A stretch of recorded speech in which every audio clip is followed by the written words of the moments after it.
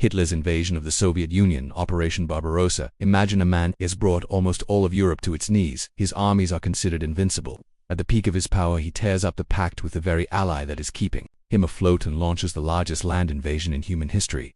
This was not a strategy. This was a war waged by ideology, hubris, and hatred against reason and logic. This is the story of Operation Barbarossa by 1941. There was a non-aggression agreement between Hitler's Nazi Germany and Stalin's Soviet Union, known as the Molotov-Ribbentrop Pact. The world saw it as the devil's handshake, as these two regimes were ideological opposites. However, this pact allowed Hitler to invade Poland and secure his eastern flank while conquering Western Europe. During this time, the Soviets were supplying Germany with vital resources like oil and grain. On paper, they were allies. But in Hitler's mind, this pact was merely a distraction. His ultimate goal had always been the East, driven by an obsessive ideology called Lebensraum, or living space. He viewed the Slavic peoples as unto-mentioned subhumans and wanted to seize their lands for the German race. The wheat of Ukraine and the oil of the Caucasus were essential for his war machine. That's why, on the morning of June 22, 1941, more than 3 million German soldiers, with thousands of tanks and aircraft, attacked the Soviet Union along a massive 3,000-kilometer front line. Initially, the Blitzkrieg lightning war tactics worked again. German armies captured hundreds of thousands of Soviet soldiers and pushed hundreds of kilometers inland. Hitler famously said, "We have only to kick in the door and the whole rotten structure will come crashing down." But the Soviet Union was not Poland or France, it was vast. As the Germans advanced, their supply lines stretched like rubber bands, reaching a breaking point. Roads turned to mud, and partisans constantly attacked behind German lines. And then came the real catastrophe, the Russian winter. The Germans, believing the war would be over in weeks, had not brought winter equipment. In temperatures dropping to -40°C, tank engines froze, gun lubricants solidified, and soldiers' bare flesh stuck to metal. General Winter stopped the German army at the gates of Moscow.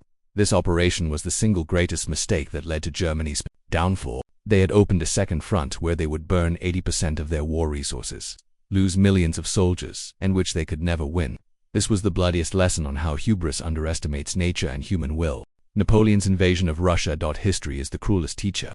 It punishes those who do not listen to its lessons most severely. If Hitler had listened to this lesson, he would have seen how another conqueror of Europe, 130 years before him, melted an empire in the endless white of Russia. This is the story of Napoleon's march of hubris and the tragedy of the Grand Army. In 1812, Napoleon Bonaparte was much more than a military genius. He was a phenomenon. He had achieved victory everywhere, from Egypt to Austria, from Prussia to Spain. The only power that resisted him was Great Britain, the master of the seas. To strangle Britain economically, he declared the continental system, forbidding all of Europe from trading with the British. However, Russian Tsar Alexander I defied Napoleon's authority by secretly violating this blockade. For Napoleon, this was an unforgivable insult. To punish the Tsar and show him who was boss, he assembled the most formidable army Europe had ever seen, the Grande Armée. It comprised over 600,000 soldiers from more than 20 nations, including French, Germans, Poles, Italians, and Spaniards. When this colossal force entered Russia, Napoleon expected to force the Russians to the peace table with a swift and crushing victory. However, the Russians refused to play Napoleon's game. The brilliant commander Mikhail Kutuzov avoided the grand, glorious battle that Napoleon sought. Instead, the Russian army constantly retreated, and as they retreated, they burned everything behind them: fields, villages, supply depots. Napoleon's huge army could not live off the land it was conquering. They were conquering nothing but a void filled with ashes. Hunger and disease began to decimate his army before a single major battle was fought. Finally, Napoleon reached Moscow, but the city was deserted. He settled in the Kremlin, the symbol of his victory, and waited for the Tsar's peace offer. That offer never came. Instead, Russian patriots set their own holy city on fire. Trapped in the middle of a burning ghost town, Napoleon realized he had fallen into a trap. By the time he ordered the retreat, it was too late. Winter had arrived. The journey back was not a military withdrawal, but a death march. Due to starvation, frostbite, and relentless Cossack raids, only a handful of desperate men returned from the army of over 600,000. This catastrophe shattered Napoleon's aura of invincibility and marked the beginning of his end. Russia had taught them a lesson: you don't have to defeat us, you just have to try and survive us.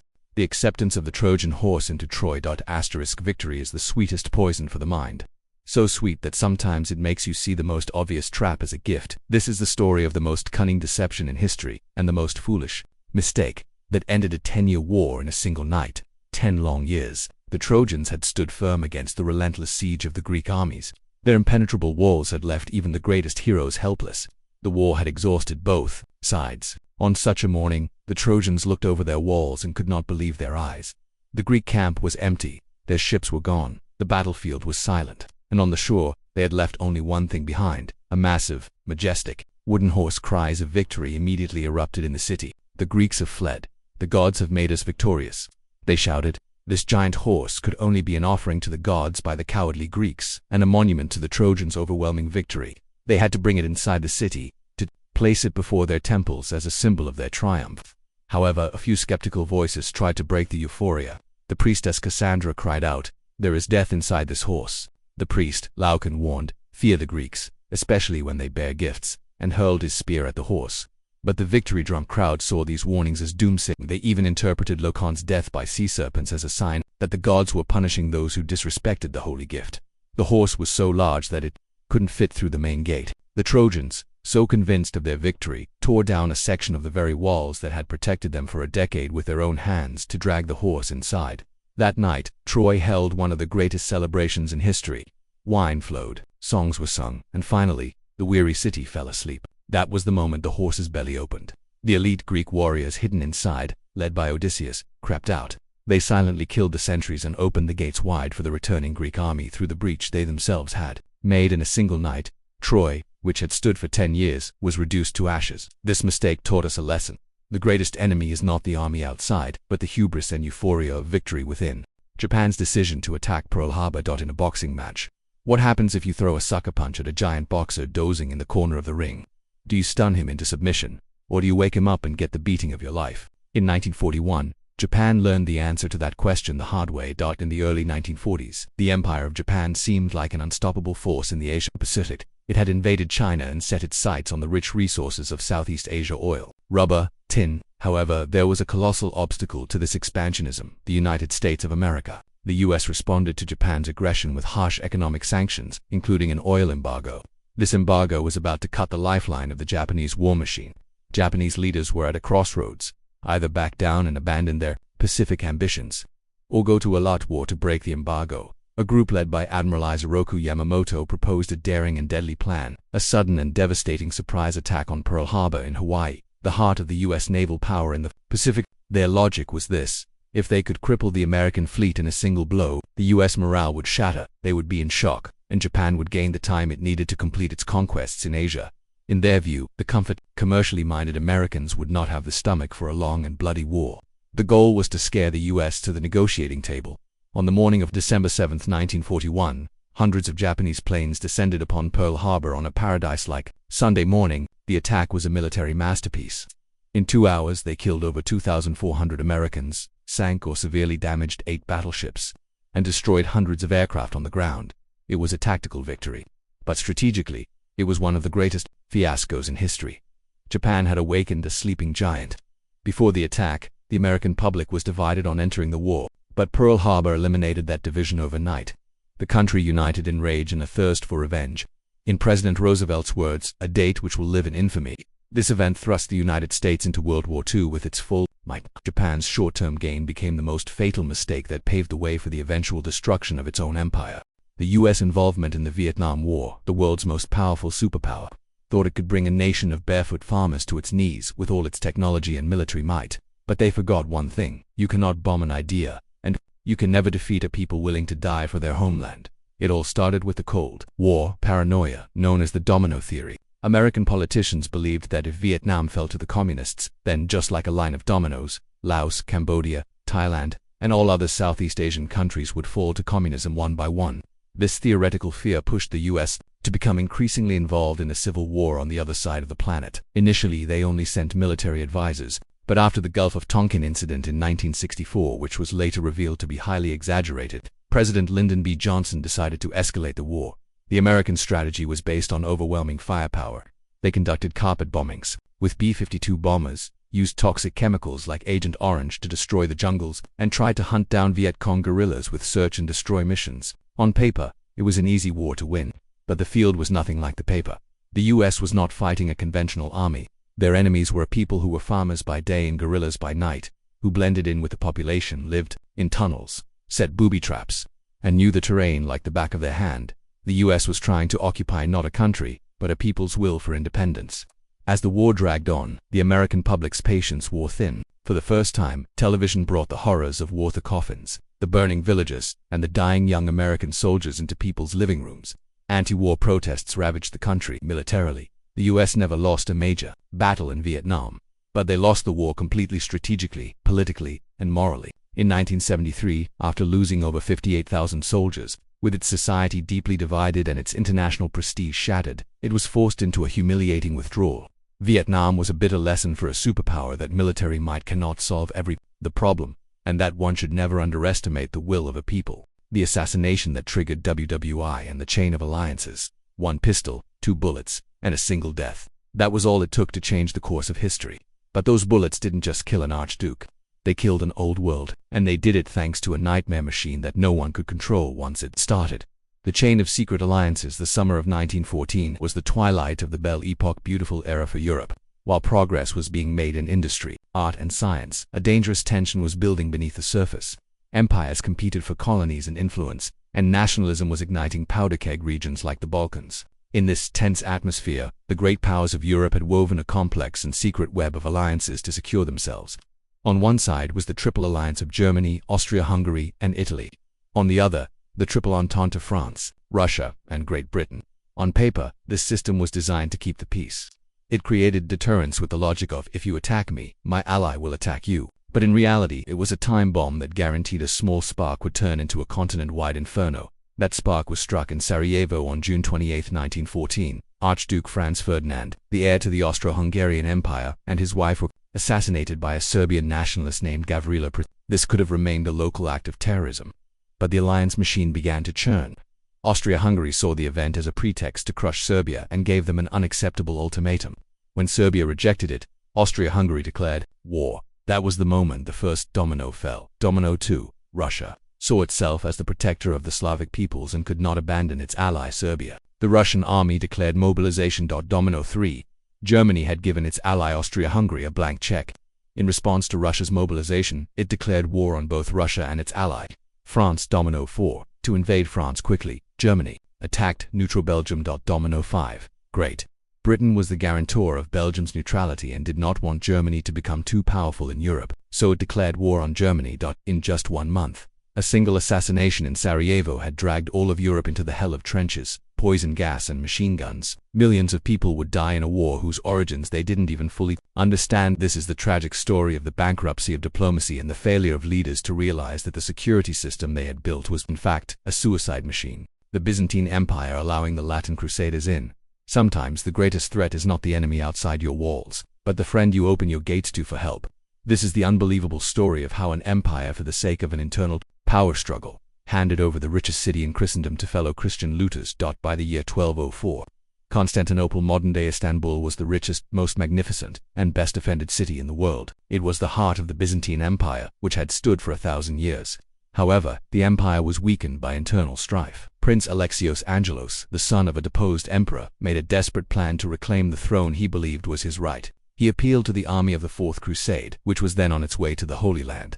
This Crusader army was under the influence of the cunning and elderly Doge of Venice, Enrico d'Andalo. The Crusaders owed Venice for their transport ships, and had no money. Prince Alexios made them an offer they couldn't refuse. Put me on the throne, and I will pay you a massive fortune, transport your navy to the Holy Land, and even unite the Eastern and Western churches. This offer completely changed the Crusaders' route.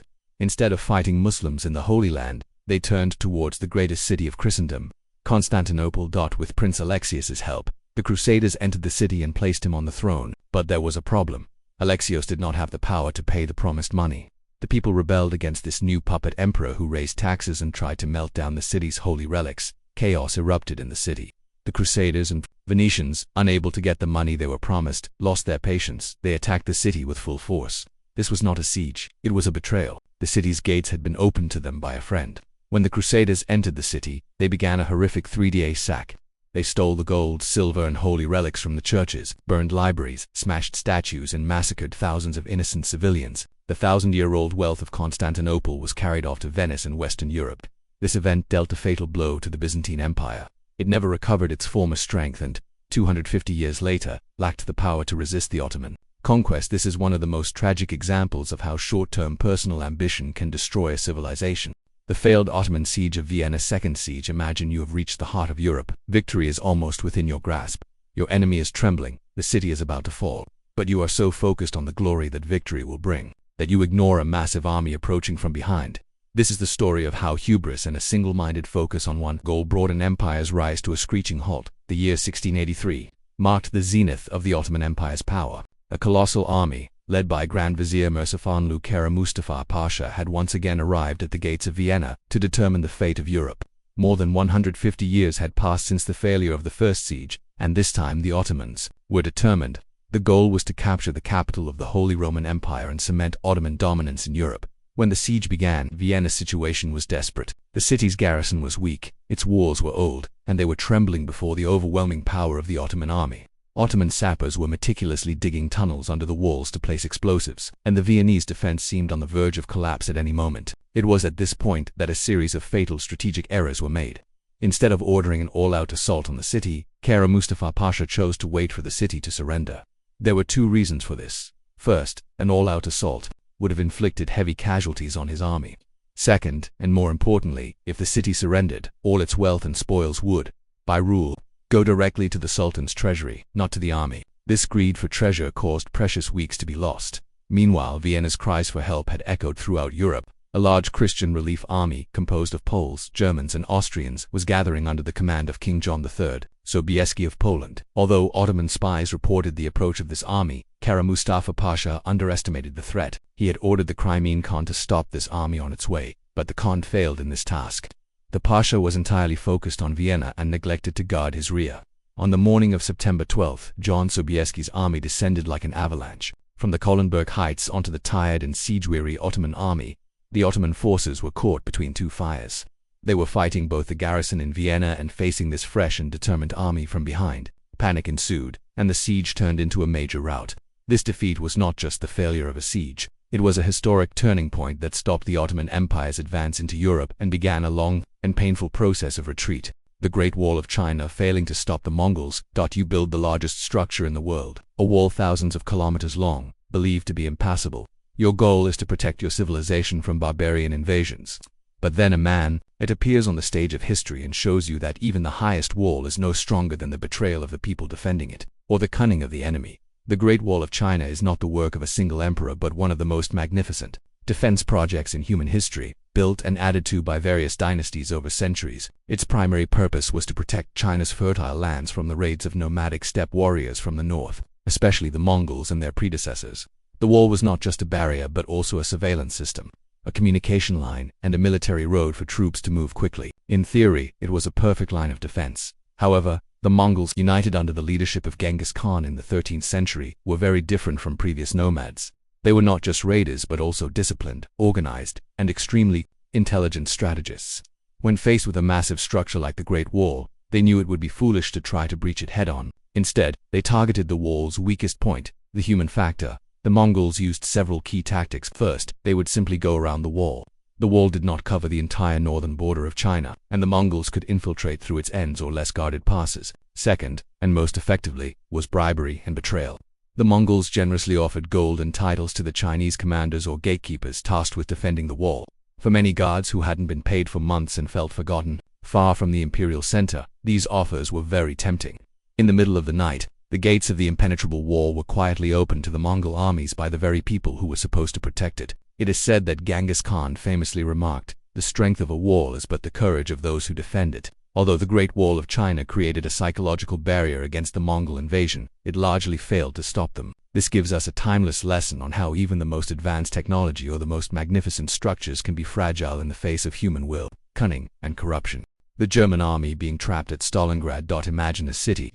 Nothing left but rubble. Every street, every building, every basement has become a tomb. But a dictator, simply to avoid losing a city named after his rival, condemns an entire army of 300,000 men to death inside this hell. This is the story of the moment when stubbornness and hubris overrode strategy and changed the fate of a world war. In the summer of 1942, the German war machine was advancing towards the south of the Soviet Union. Hitler had two main objectives: the rich oil fields of the Caucasus and the strategic industrial city on the Volga River.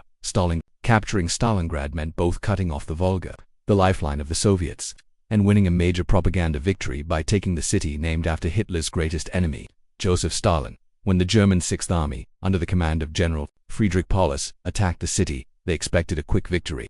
The relentless bombings of the Luftwaffe German Air Force had turned the city into a ruin. However, this destruction unexpectedly gave the Soviet defenders an advantage. The ruined buildings, piles of rubble, and sewer systems became perfect cover for snipers and small ambush groups. The battle turned into Rattenkrieg or Rat War. The Germans fought for days to capture a single building, losing hundreds of soldiers, only to engage in the same bloody struggle for the next pile of debris. Meanwhile, Soviet Marshal Zhukov was preparing a brilliant plan. He noticed that the Germans were obsessively focused on the city and that the flanks of the Sixth Army were protected by weak Romanian and Italian troops. In November 1942, he launched a massive counteroffensive codenamed Operation Uranus. The Soviet armies smashed through the weak flanks like a hammer and, in a short time, completely encircled the Sixth Army inside. General Paulus and other generals requested permission from Hitler to break out of the city before the encirclement was complete. This was the only logical military move, but Hitler furiously rejected the request. "I will never retreat from a place I have reached on the Volga," he roared. The thought of losing a city named after his rival was an unacceptable humiliation for him. He ordered the Sixth Army to fight to the last bullet and promised they would be supplied by air. However, the air bridge was a complete fiasco. The besieged army was left to face starvation, disease, and a lack of ammunition in the middle of a freezing winter. In February 1943, the surviving 91,000 desperate German soldiers surrendered. They were all that remained of an army of 300,000. The defeat at Stalingrad was not just a major military loss for Nazi Germany, but also a psychological blow from which they would never recover. The initiative on the Eastern Front had completely shifted to the Soviets, and this was the beginning of the road to Berlin. Columbus mistaking the Americas for India. What if I told you that the greatest discovery in history was actually the greatest mistake? One man, obsessively searching for one thing, found something entirely different, and this era changed the fate of the world forever. In the late 15th century, Europe was hungry for the riches of the East, spices, silk, and gold. However, with the rise of the Ottoman Empire, the historic Silk Road had become dangerous and expensive. Everyone was looking for a new route to the Indies. While the Portuguese were trying to find a way by sailing around Africa, a Genoese sailor named Christopher Columbus had a radical idea. If the world is round, we can also reach the East by sailing west. His idea was correct, but his math was completely wrong.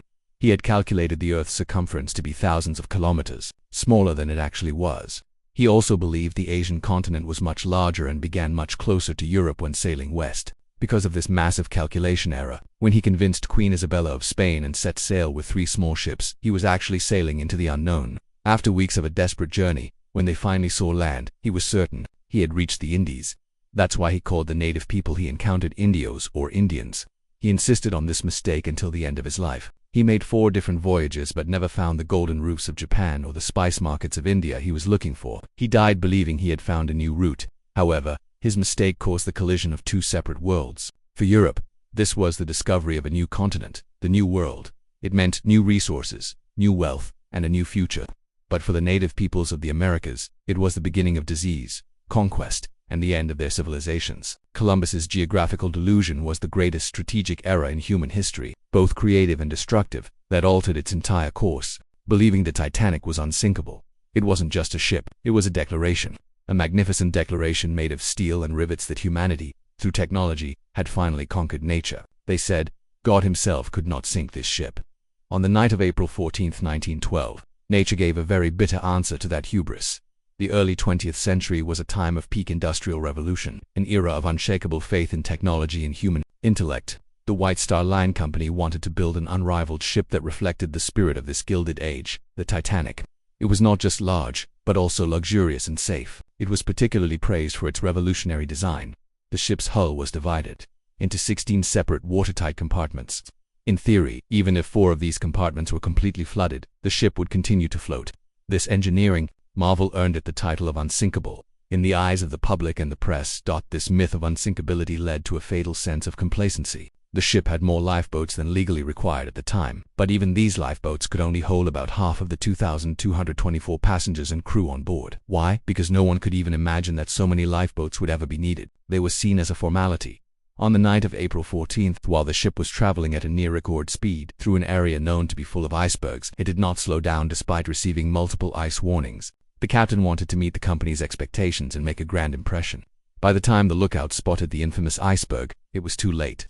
The iceberg tore along the ship's starboard right side like a can opener, flooding a full 6 compartments, exceeding the theoretical limit. The sinking of the unsinkable ship was now inevitable. This strategic error was not just an engineering mistake, it became a symbol of humanity's hubris against nature, the tragic consequence of overconfidence and ignoring warnings.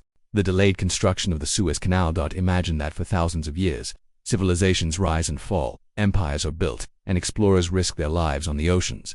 While all this is happening, there is only a 193-kilometer, 120-mile, thin strip of desert between two of the world's most important seas, and no one manages to break through it. This isn't just a mistake, it's thousands of years of geographical blindness since ancient times. The idea of connecting the Mediterranean and the Red Sea was a dream. Egyptian pharaohs, Persian kings, and even Napoleon Bonaparte considered piercing this narrow strip of land to open a revolutionary waterway between Europe and Asia. However, technological deficiencies, political obstacles, and the enormous cost of the project always postponed this dream.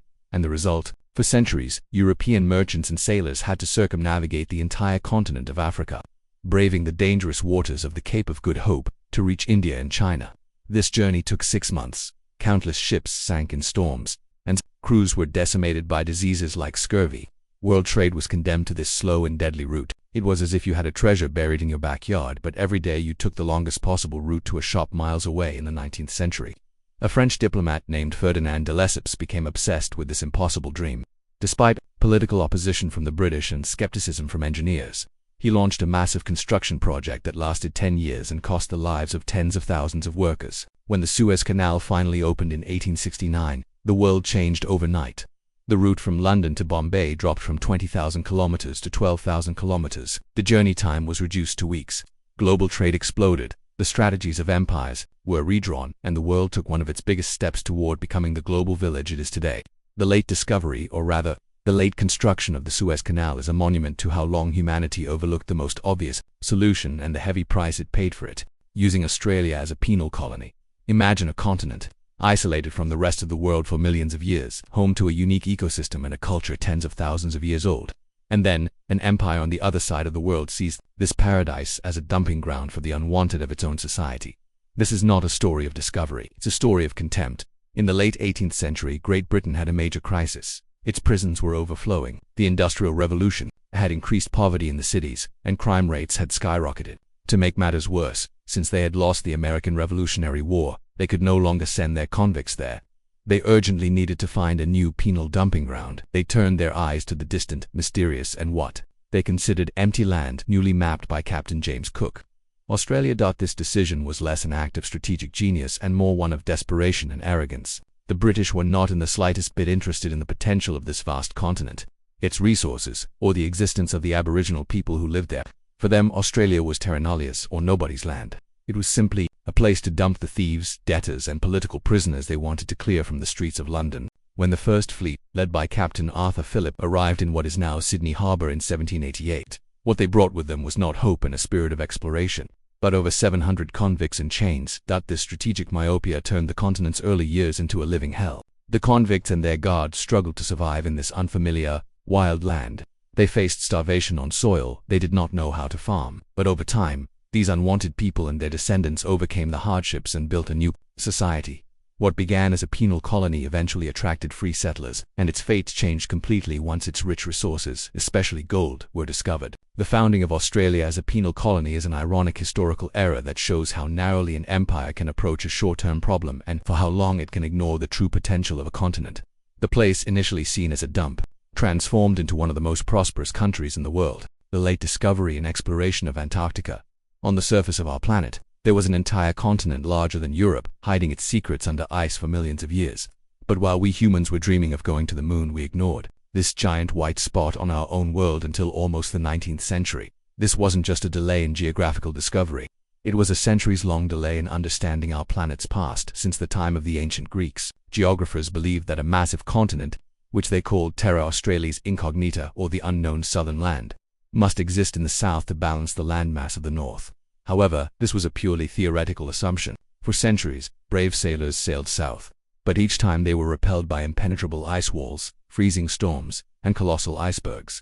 The world did not know what lay beyond the southern pole. This unknown was a tremendous loss for science, because Antarctica is not just a block of ice, it is a time capsule of our planet, Trapped within its millions of years of ice layers are invaluable data about the Earth's past climates, the composition of the atmosphere, and even traces of volcanic eruptions, the key to understanding how our planet works, its climate cycles, and what awaits us in the future lay there.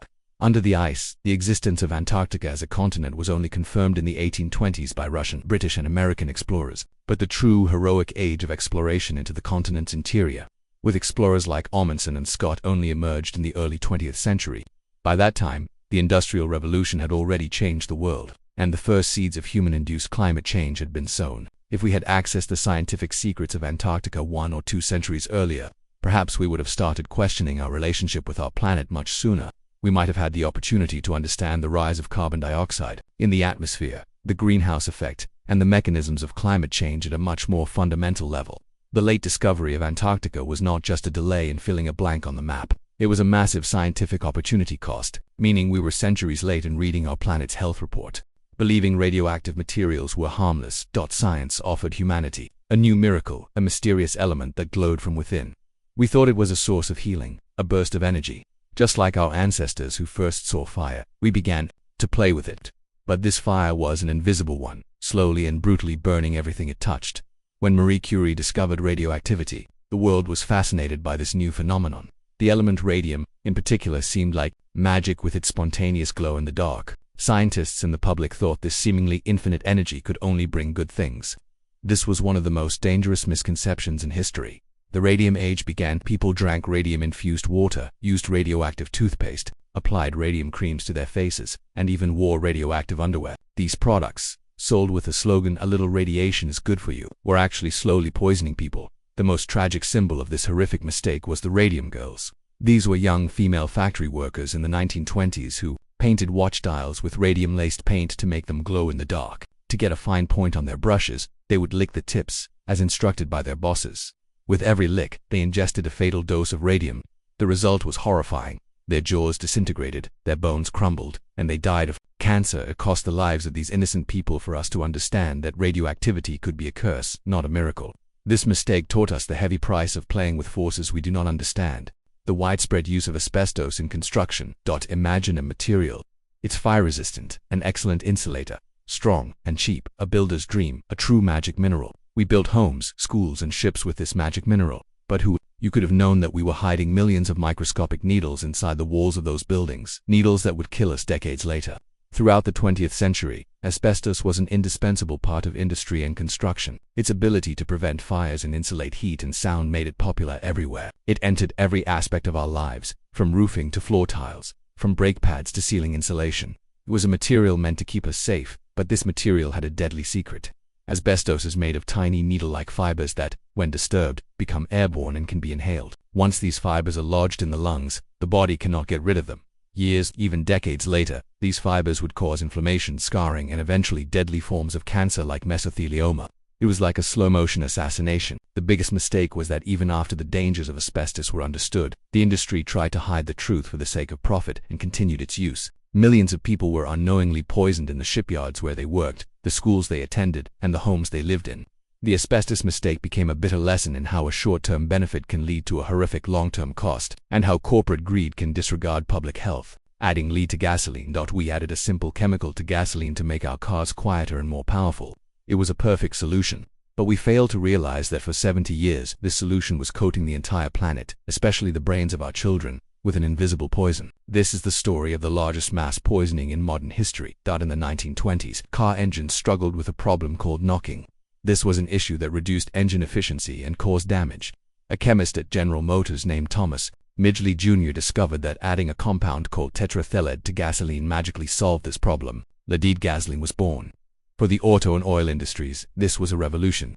More powerful engines meant happier customers. However, the fact that lead had been known as a toxic substance for thousands of years was deliberately ignored in the pursuit of profit. Workers at the factory developing this product soon began to tremble, hallucinate, and go insane. Many died in horrific ways. The companies tried to cover it up, dismissing the deaths as workplace accidents. For decades, billions of cars released tiny lead particles into the atmosphere, soil, and water through their exhaust. This lead entered our bodies through the air we breathed, the water we drank, and the food we ate. The biggest victims were children. Scientists discovered that even low levels of lead in their blood could lower children's IQ scores, cause learning disabilities, and lead to behavioral problems. Brave scientists like Claire Patterson fought for years against the immense lobbying power and threats of the lead industry. The global ban on leaded gasoline wasn't fully realized until the late 20th century. This mistake taught us the devastating consequences of accepting a technological solution without questioning its cost, and of prioritizing industry profits over public health. Ignoring safety at the Chernobyl nuclear plant, in the heart of a nuclear power plant, a group of engineers decided to run an experiment to test the system's limits. They disabled every safety protocol, every warning light, and every rule of logic. One by one, they were poking the beast.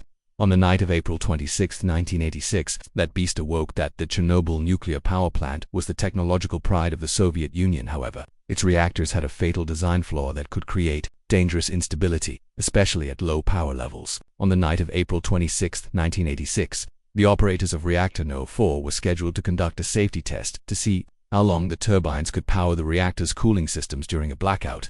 But to perform this test, they had to lower the reactor's power to a dangerously low level. The experiment was managed by an incompetent and pressured night shift. Through a series of operational errors and procedural violations, the reactor's power dropped to almost zero. When they tried to raise it again, they lost control.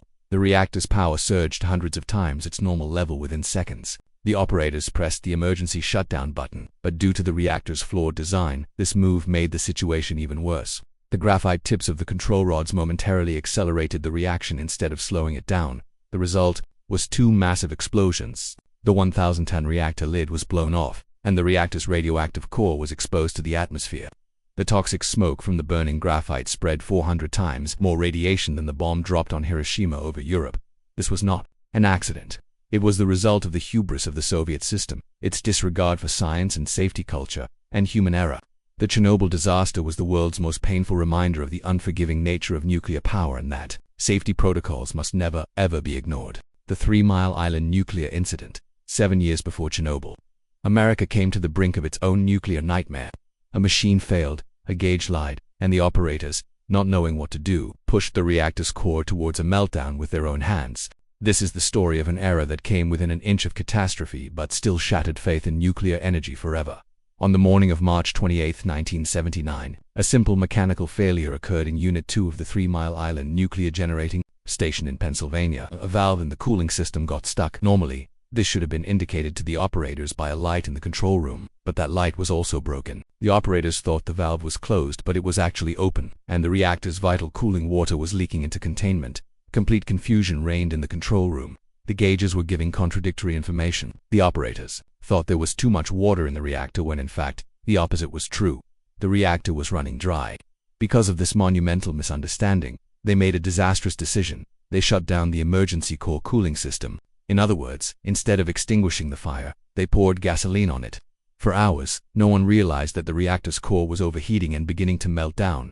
Eventually, a new team arriving with the shift change understood the situation and took the correct steps to bring the reactor under control. A full-scale disaster, the breaching of the reactor vessel, and a massive release of radiation was narrowly averted. However, half of the reactor's core had already melted. Although 3 Mile Island did not cause a major environmental catastrophe, like Chernobyl, it fundamentally shook the American public's faith in nuclear energy.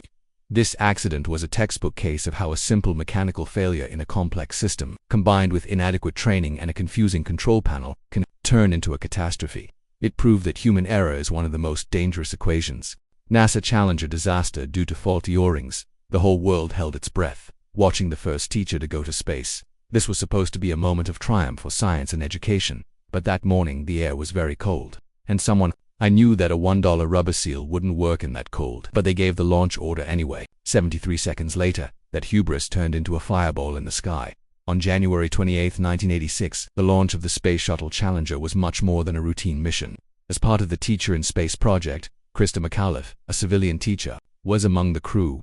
This was a major public relations victory for NASA, intended to bring space exploration closer to the public. However, on the morning of the launch, the weather at Cape Canaveral, Florida, was unusually cold, with temperatures near freezing. This situation alarmed the engineers at Morton Thiokol, the company that built the shuttle's solid rocket boosters. They were concerned that the rubber seals called O-rings, which held the rocket segments together and prevented hot gases from leaking, would lose their resiliency and fail at such low temperatures. The engineers strongly warned that the launch should be postponed.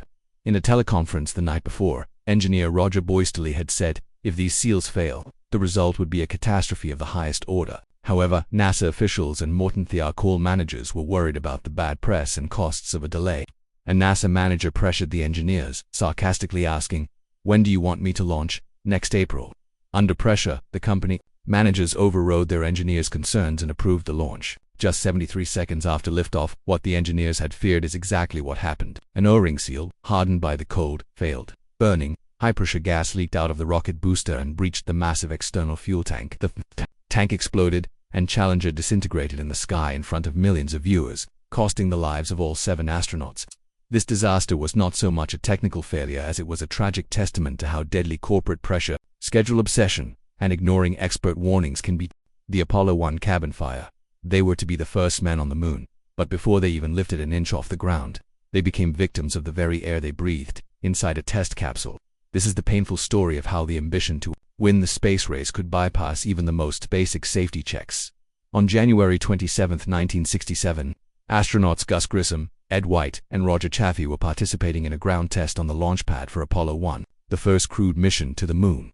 This was not a flight, just a plugs-out simulation to check the systems. However, NASA, fearing it was falling behind the Soviets in the space race, was acting hastily. This haste led to a series of fatal errors. First, the capsule's atmosphere consisted of 100% pure oxygen. At normal ground-level air pressure, pure oxygen is an extremely flammable substance. The smallest spark could start an inferno.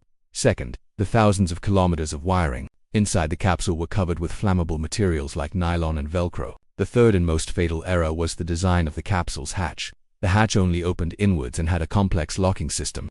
Even under normal conditions, it took 90 seconds to open.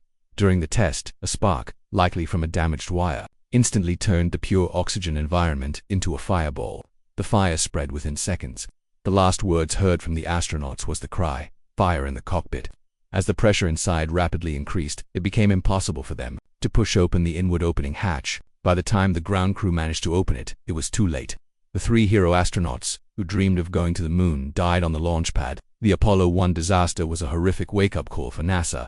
The agency halted the program and completely redesigned the capsule from top to bottom. This tragedy paid the ultimate price for the haste of the space race, but by ensuring the safety of future Apollo missions, it ultimately paved the way to the moon. The belief in a flat Earth. An idea that seems like a joke to us today limited humanity's horizon for thousands of years. We feared we would fall off into the void from a waterfall at the end of the ocean, that we would reach the edge of the world. This was more than a mistake. It was the greatest prison of our imagination, preventing us from seeing what was right in front of our eyes.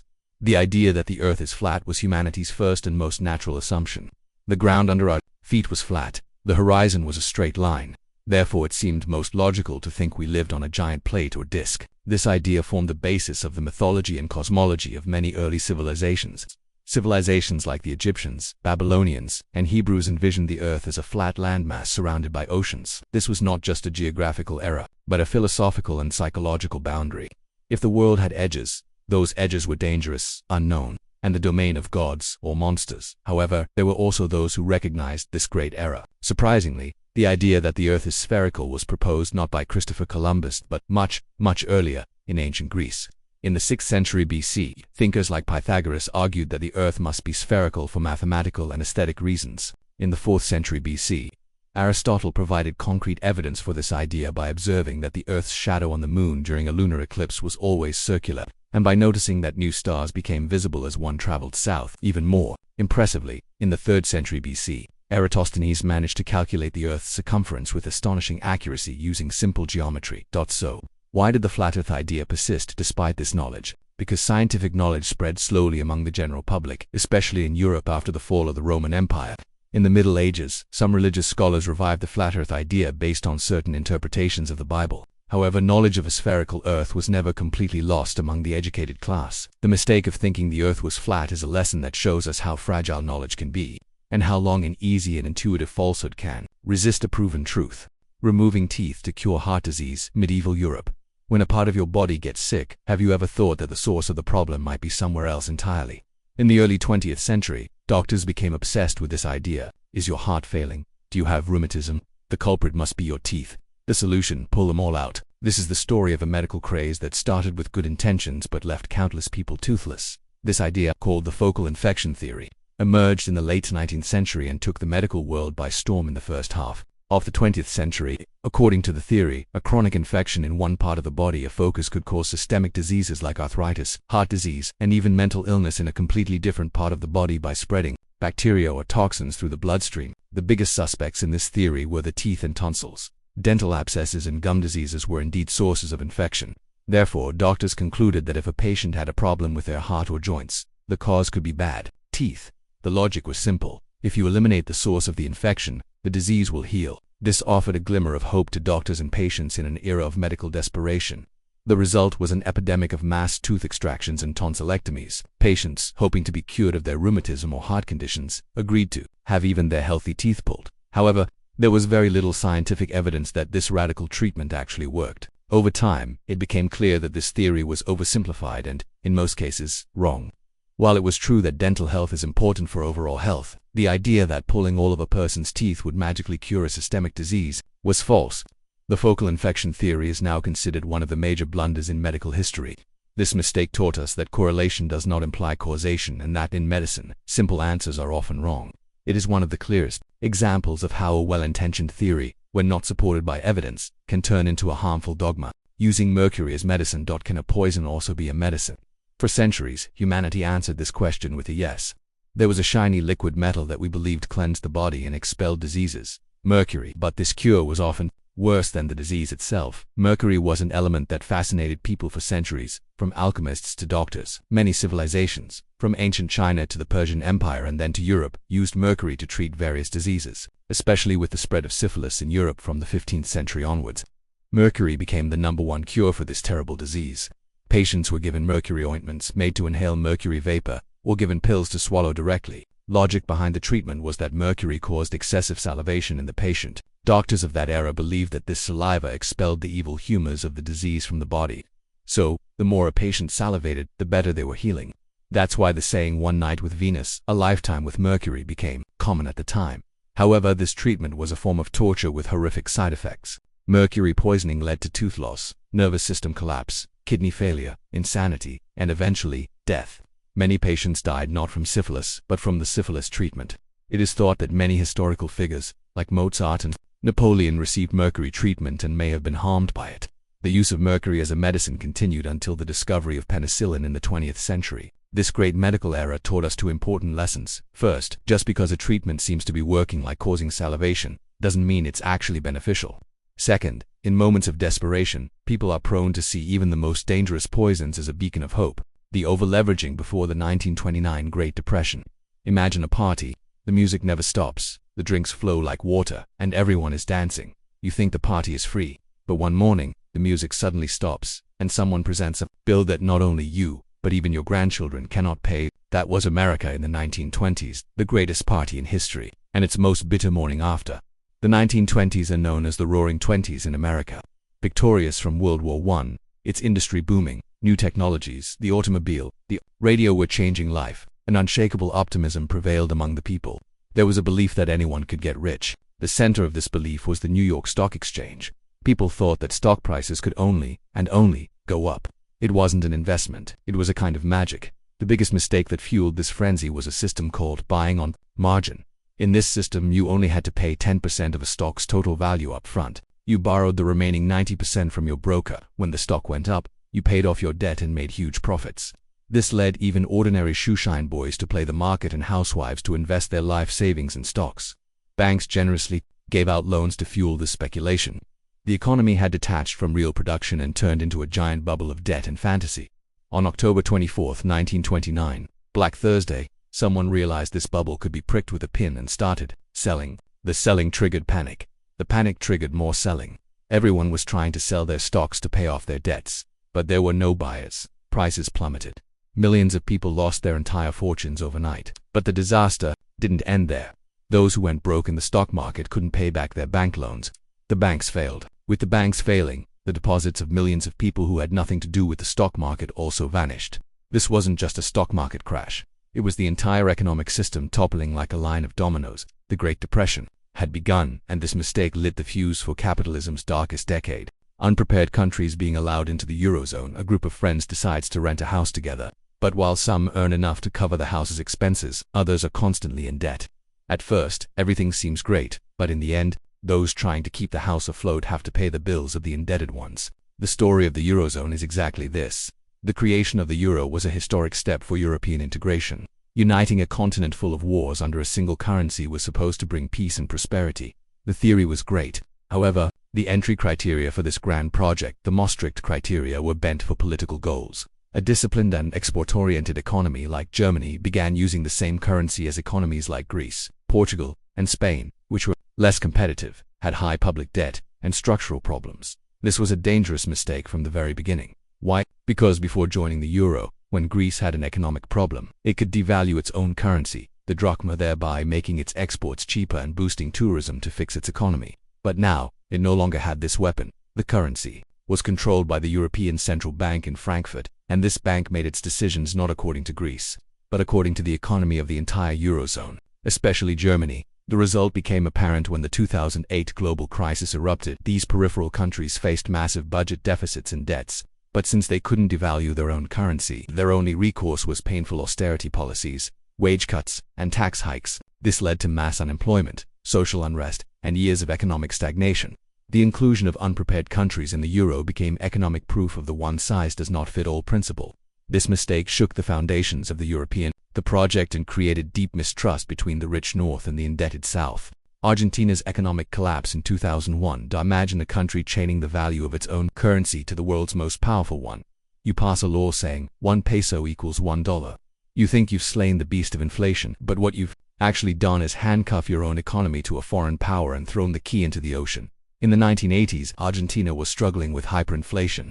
Prices were rising so fast that people would rush to spend their salaries the day that got them before the money lost its value. To stop this chaos, in 1991, Minister of Economy Domingo Cavallo launched a radical policy called the convertibility plan. They pegged the Argentine peso to the US dollar at a 1-to-1 ratio. This meant that for every peso in circulation, the Argentine central bank had to hold $1 in its reserves. Initially, the plan seemed like a miracle. Inflation dropped instantly. Foreign investors, thinking the peso was as safe as the dollar, poured money into the country. The Argentine people enjoyed a consumption boom as imported goods became cheap. However, this policy was a ticking time bomb. As the US dollar strengthened in global markets, the Argentine peso, chained to it, also appreciated. This made Argentine exports like beef and wheat extremely expensive on the world market. Argentina became unable to export when its neighbor Brazil devalued its own currency. Argentine products became even more uncompetitive. The economy ground to a halt. Unemployment, it skyrocketed, and government debt reached enormous levels. Instead of abandoning the fixed exchange rate, the government tried to keep the system afloat with loans from the IMF, but the end was inevitable. At the end of 2001, the system collapsed. The government froze people's dollar deposits in banks. The streets turned into battlegrounds. The country went bankrupt, and it went through 5 different presidents in 2 weeks. This was the story of how a country sank for the sake of a dollar. It was a bitter lesson that showed how dangerous it is to surrender control of your own economic destiny. Hyperinflation in Weimar Germany due to printing money. Imagine carrying a wheelbarrow full of money just to buy a loaf of bread. Imagine the salary you receive in the morning becoming more worthless than toilet paper by the evening. This isn't a scene from a dystopian movie. This is the real and terrifying story of what happens when a government turns on the printing press to its maximum setting to pay its debts. Germany, defeated in World War I, was condemned to pay crushing war reparations. By the Treaty of Versailles, the economy was in ruins, industry had stopped, and the government had no money to pay these debts. The Weimar Republic government chose the easiest but most dangerous way to finance these massive debts and its own spending: printing money. The printing presses began working day and night, printing trillions of marks. Initially, this seemed like a simple solution to pay wages and debts, but they ignored a fundamental economic law. If the amount of money in circulation grows much faster than the amount of goods and services, the value of money falls. And in Weimar Germany, it didn't just fall, it evaporated. By 1923, hyperinflation had reached unimaginable levels. $1, which was worth 4 marks at the beginning of the war, became equal to 4.2 trillion marks by November 1923. Life turned into complete chaos. People received their wages twice a day and immediately ran to the nearest shop to buy whatever they could find, because an hour later they might not be able to buy anything with the same money. All savings, pension funds, and insurance policies became worthless overnight. The middle class was completely wiped out. People burned money in their stoves for heat, and children made kites out of worthless banknotes. This economic catastrophe created a deep trauma and mistrust among the German people. They completely lost faith in the existing democratic system. This atmosphere of chaos and despair created the perfect ground for an extremist leader like Adolf Hitler to march to power. A few years later, with the promise of restoring order, this mistake destroyed not just an economy, but the soul of a nation. The Enron scandal due to fraud and poor regulation. Imagine a company. It's known as America's largest, most innovative, and most profitable company. Wall Street worships it, its employees believe in it, but behind its shiny facade, there is actually a giant lie machine.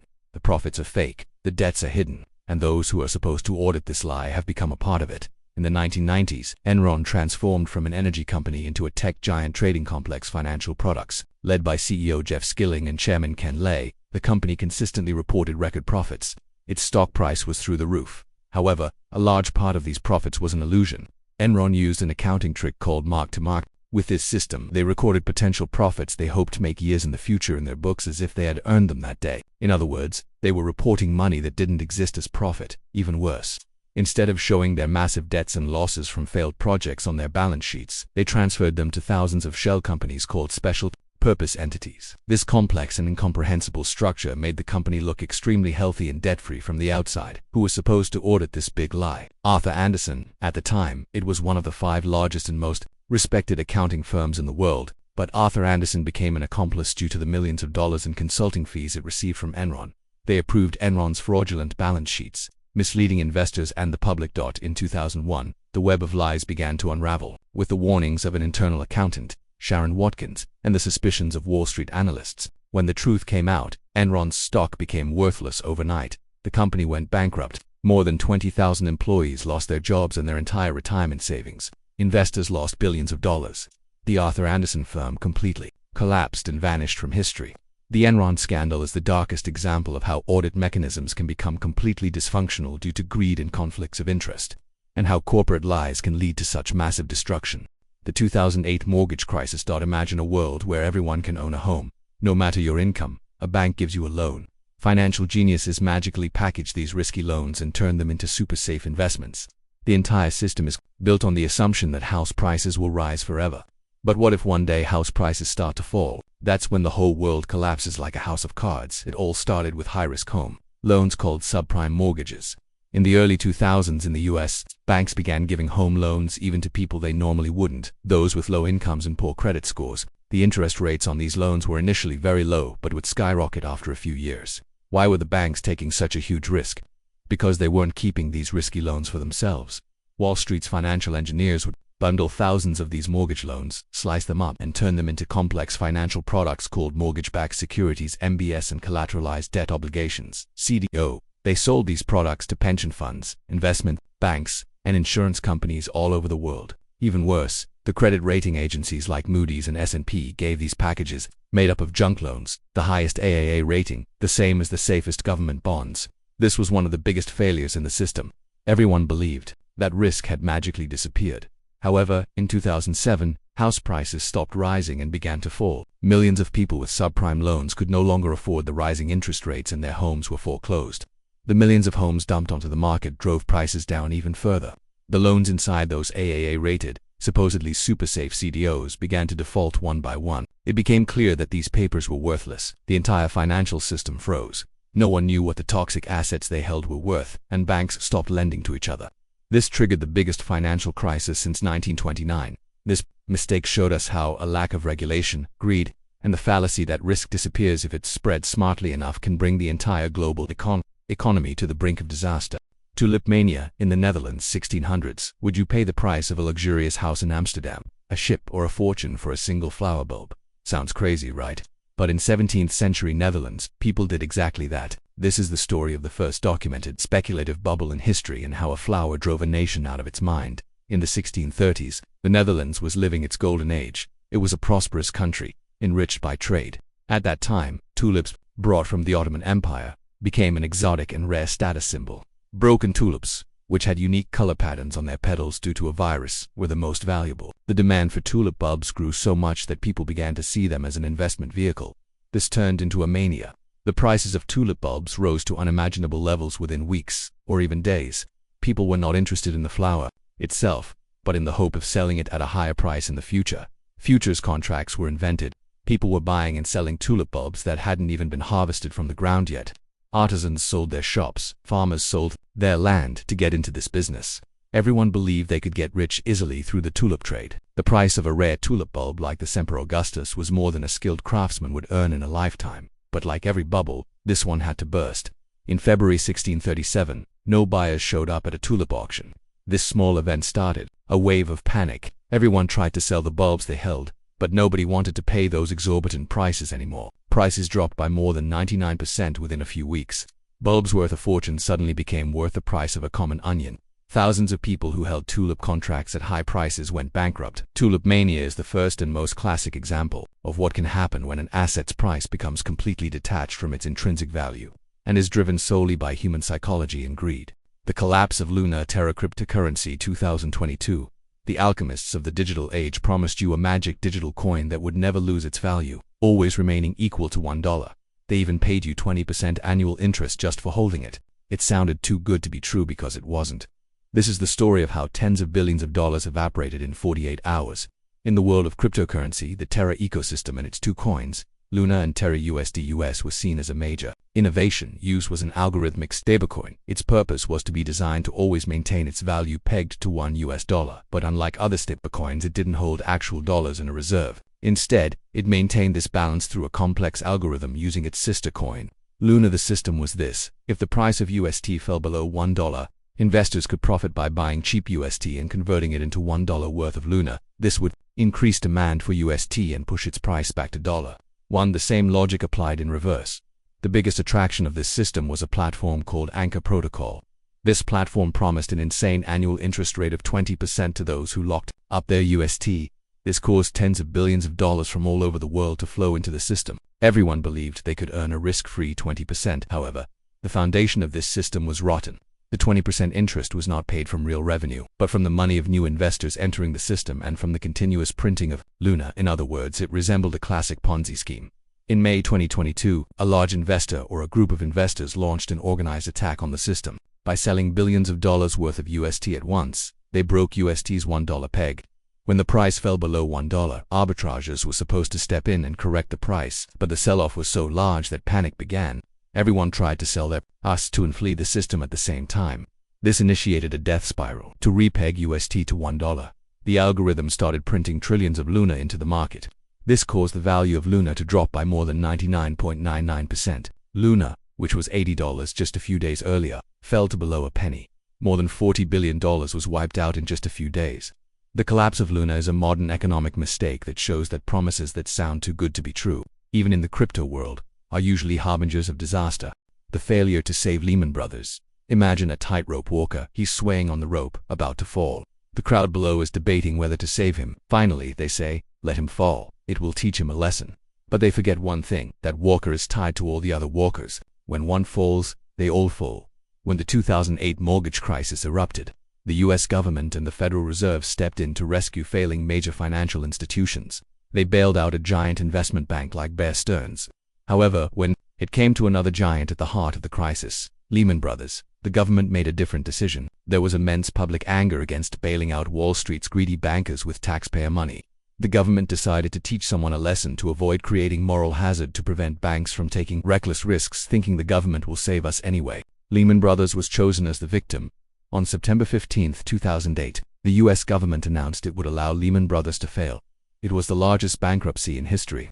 The government thought Lehman's collapse would be a manageable shock, but they were catastrophically wrong. Lehman was like a spider's web at the heart of the financial system. It owed money to, or was owed money by, thousands of banks, insurance companies, and funds all over the world.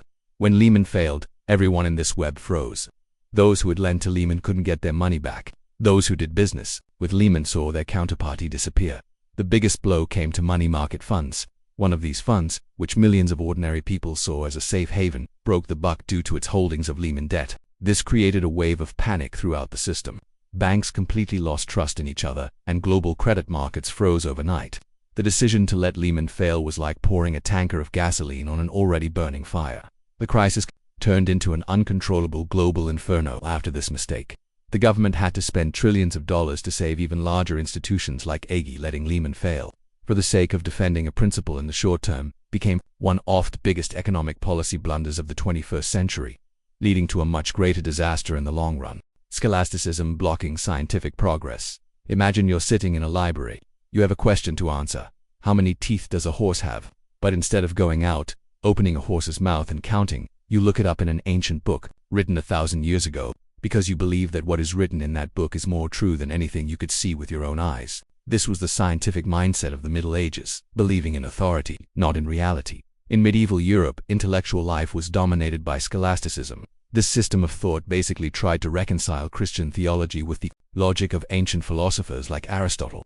The goal was not to discover new things, but to prove the absolute truths that were already believed to exist, using logical arguments. In this system, the highest authority was the Bible and the Church Fathers, and the second highest authority was Aristotle, referred to simply as the philosopher. If Aristotle wrote that something was so, then it was so. It was not open for debate. This mindset was the biggest obstacle to scientific progress based on observation, experimentation, and questioning.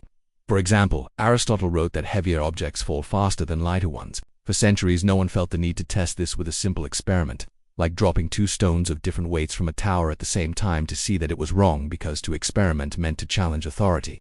In medicine, to understand the human body, they relied on the texts of the ancient Greek physician Galen, who himself had based his work on animals instead of dissecting human cadavers. That's why anatomical knowledge remained flawed for centuries.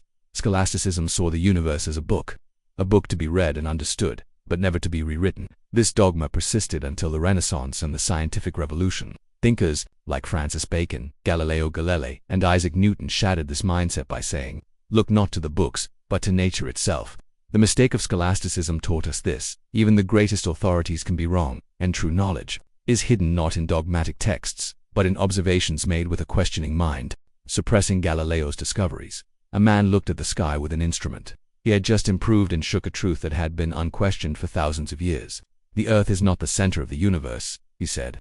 For this simple observation, he was condemned by the most powerful institution in the world to spend the rest of his life under house arrest. This is one of the most iconic battles of truth against power. Galilei wasn't the first person to turn a telescope to the sky, but he was the first to make groundbreaking observations by using it statically. He discovered moons orbiting Jupiter. This was concrete proof that not everything in the universe revolved around the Earth. He showed that the surface of the moon was not a smooth sphere but was covered with mountains and craters. He noticed that Venus, just like the moon, had phases. This last observation was mathematical proof that Venus must orbit the sun, and therefore Copernicus's heliocentric sun-centered model was correct. However, these observations were in direct contradiction to the geocentric Earth-centered model of the universe, based on Aristotle and Ptolemy, which the Catholic Church had adopted for centuries. According to the Church, the Earth, the home of humanity, God's greatest creation, had to be stationary at the center of the universe.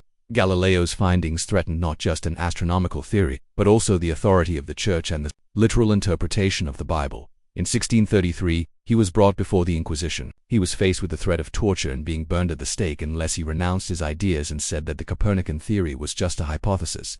Galileo, old and ill, was forced to say he abjured his ideas to save his life. According to legend, as he left the court, he quietly muttered, "Epersi move, and yet it moves." He spent the rest of his life under house arrest.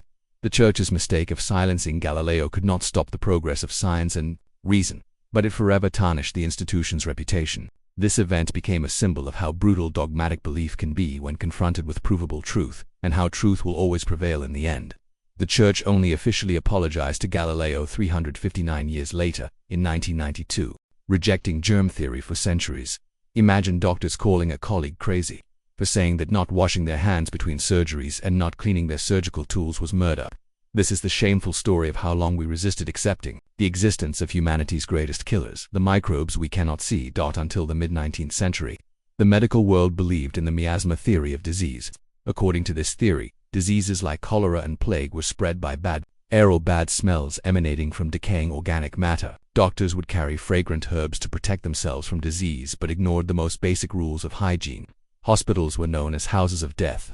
In this dark era, a Hungarian doctor named Ignaz Semmelweis made a simple but revolutionary observation in a maternity clinic in Vienna. He noticed that the death rate from puerperal fever postpartum infection in the ward where medical students worked was many times higher than in the ward where only midwives worked. What was the only difference? The medical students performed autopsies in the cadaver labs and then entered the delivery room without washing their hands. Semmelweis ordered his students to wash their hands with a chlorinated lime solution before examining each patient. The result was miraculous. The death rate dropped by over 90% instantly. However, instead of applauding Semmelweis's discovery, the medical community humiliated and ostracized him. The idea that a doctor's hands could be unclean and carry disease, that was an insult to the ego of the doctors of that era. Semmelweis, despite proving his findings, was not taken seriously and eventually died in a mental asylum, ironically, from an infection and a wound on his hand. However, around the same time, scientists like Louis Pasteur and Robert Koch developed the germ theory by proving that fermentation and diseases were caused by microscopic organisms. Semmelweis's tragedy and the late acceptance of the germ theory are a painful testament to how established dogmas and professional pride can be blind to even the most obvious truths, and how many lives this blindness can cost. Legalizing and justifying slavery for one group of people to see another group as subhuman or property because of their skin color, and to justify this monstrous lie with laws, science, and religion for hundreds of years. If this is not the greatest moral error in history, what is? This is the deepest and bloodiest wound on the conscience of humanity. Although slavery is as old as human history, the modern form of slavery that began with the Atlantic slave trade and became race-based was a monstrosity of unprecedented scale. From the 16th to the 19th century, more than 12 million Africans were crammed into ships under inhuman conditions, brought to the Americas, and sold like property. To justify this massive crime against humanity, the dominant white societies built a complex ideological structure. The legal era, the laws defined slaves not as human beings, but as chattel property. A slave's owner could do whatever they wanted to them: sell, beat, rape, and even kill them. Families were torn apart. Children were separated from their mothers. The scientific era. Scientists of that era produced racist theories, pseudoscience trying to prove that black people were biologically inferior to whites, less intelligent, and more resistant to pain. This was an attempt to present slavery as a law of nature. The religious era. Certain passages of the Bible were distorted and used to justify slavery. Some clergymen preached that slavery was God's will and a means to save Africans from paganism by Christianizing them. This total mindset era not only stole the lives of millions but also laid the foundations for the systemic racism, discrimination, and inequality whose effects we still feel today. The abolition of slavery was only made possible through years of rebellions, heroic struggles, and a bloody civil war, the American Civil War. But the legacy of this great mistake is too deep to be erased by a law or a war. It is the most horrific, the example of how a society can distort its own definition of humanity for the sake of economic gain and power. Denying women education for centuries. Imagine deliberately condemning half of humanity, women, to ignorance for centuries. We kept their minds, their potential, and their dreams under lock and key, believing they were by nature limited to housework and childcare. This was not just an injustice against women, it was humanity throwing away half of its own potential. For most of history, patriarchal societies almost everywhere in the world saw education as a male privilege. There was a deep-seated prejudice that women were weak, emotional, irrational, and unsuited for intellectual endeavors. Their primary duty was to get married, bear children, and manage the home. Education was seen as a dangerous thing that would distract them from these sacred duties, make them masculine, and disrupt the social order. This mindset era excluded women from public life, science, art, politics, and the economy. Even women who could read and write were met with suspicion. The gates of universities remained closed to them for centuries. It was unimaginable for a woman to be a doctor, a lawyer, a scientist, or a politician. This was a colossal loss for humanity. Who knows how many potential Marie Curies, how many potential Jane Austens, how many potential political leaders were erased from history simply because they were women and were left in ignorance. The struggle for women's right to education began with pioneers like Mary Wollstonecraft in the 18th and 19th centuries and gained momentum with the fight of brave women like the suffragettes. This struggle was not just to get into schools, but a war to prove that women's minds were just as valuable and capable as men's. Denying women the right to education was not simple discrimination. It was one of the greatest and longest mistakes committed against the collective intelligence and progress of humankind. We can only imagine how much further humanity can go as we continue to correct this mistake. Witch hunts in Europe and America. Your neighbor's cow got sick, the crops in your field withered, your child has a fever. What could be the cause? Drought? Disease? No, it must be a witch living in your village, conspiring with the devil. This is the dark story of how mass hysteria, superstition, and fear drove tens of thousands of innocent people, especially women, to torture and death. Between the 15th and 18th centuries, a witch hunt craze swept across Europe and North America. This period was also a time of turmoil, with religious reforms, wars, and social upheaval. People were trying to make sense of the disasters, diseases, and famines they were experiencing. The easiest and most terrifying answer was witches. It was believed that witches gained supernatural powers by selling their souls to the devil, and used these powers to harm people. This mass paranoia was also fueled by the church and the state. Books like the Malleus Maleficarum, the Hammer of Witches, became handbooks on how to identify, interrogate, and punish witches. Accusations were usually directed at the most vulnerable, old, lonely, poor women, midwives, healers, or any woman who did not conform to society's norms. To be accused of witchcraft by someone was almost a death sentence. The accused were subjected to unimaginable torture until they confessed their crimes. They were deprived of sleep, starved, and had needles stuck into their bodies. Under torture, people confessed to flying, performing rituals with the devil, and casting spells on their neighbors. These confessions led to more people being accused, creating a cycle of hysteria. Those found guilty were usually executed by burning, hanging, or drowning.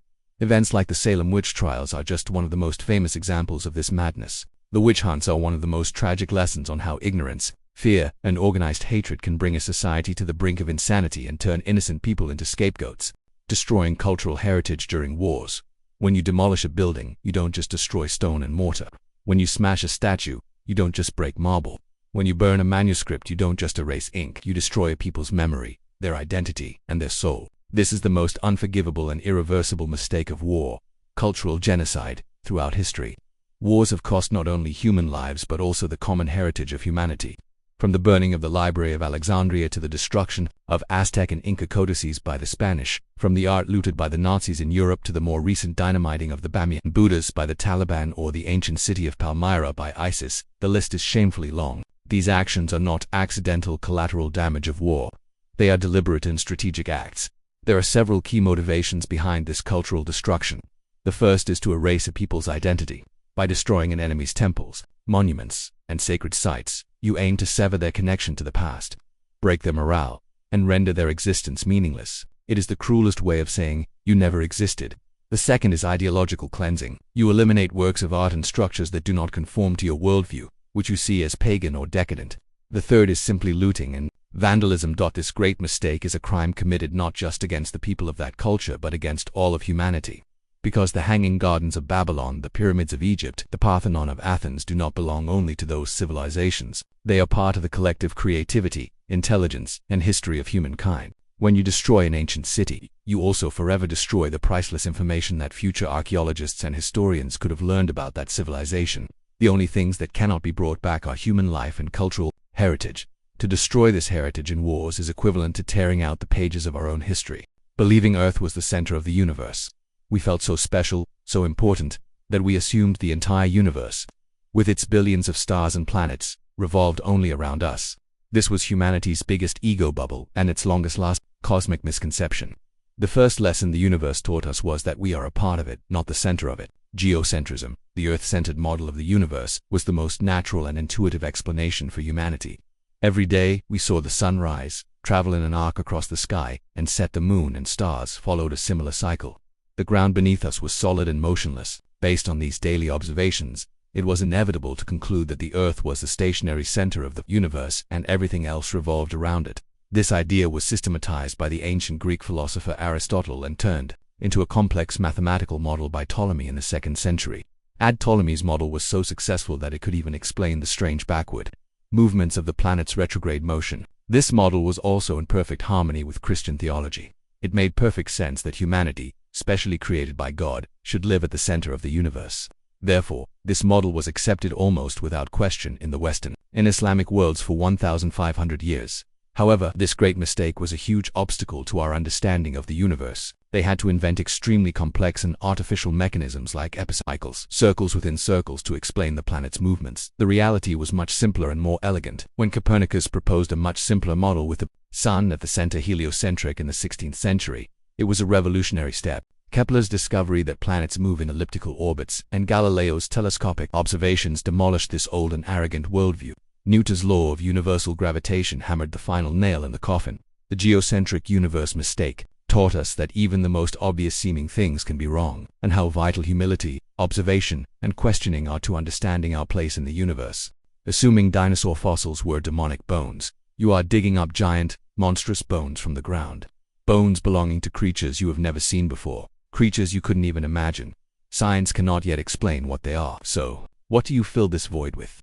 With myths, legends, and a story of divine wrath. In the 18th and 19th centuries, fossil hunters and geologists began to discover massive reptile bones all over the world. These bones did not resemble any living animal. The term dinosaur terrible lizard was coined in 1842 by Richard Owen to describe these mysterious creatures. However, these discoveries deeply shook the religious and scientific understanding of the time. According to the Bible, God had taken all the animals onto Noah's Ark. So why weren't these giant creatures on the Ark? Why would God allow a species he created to become extinct? Since scientific answers to these questions had not yet been found, many people filled this void with religious interpretations. One of the most common beliefs was that dinosaurs were creatures of a sinful and immoral world that existed before Noah's flood. God had wiped these monsters and that world from the face of the earth by punishing them with the flood. This idea both explained the existence of fossils and confirmed God's justice and power.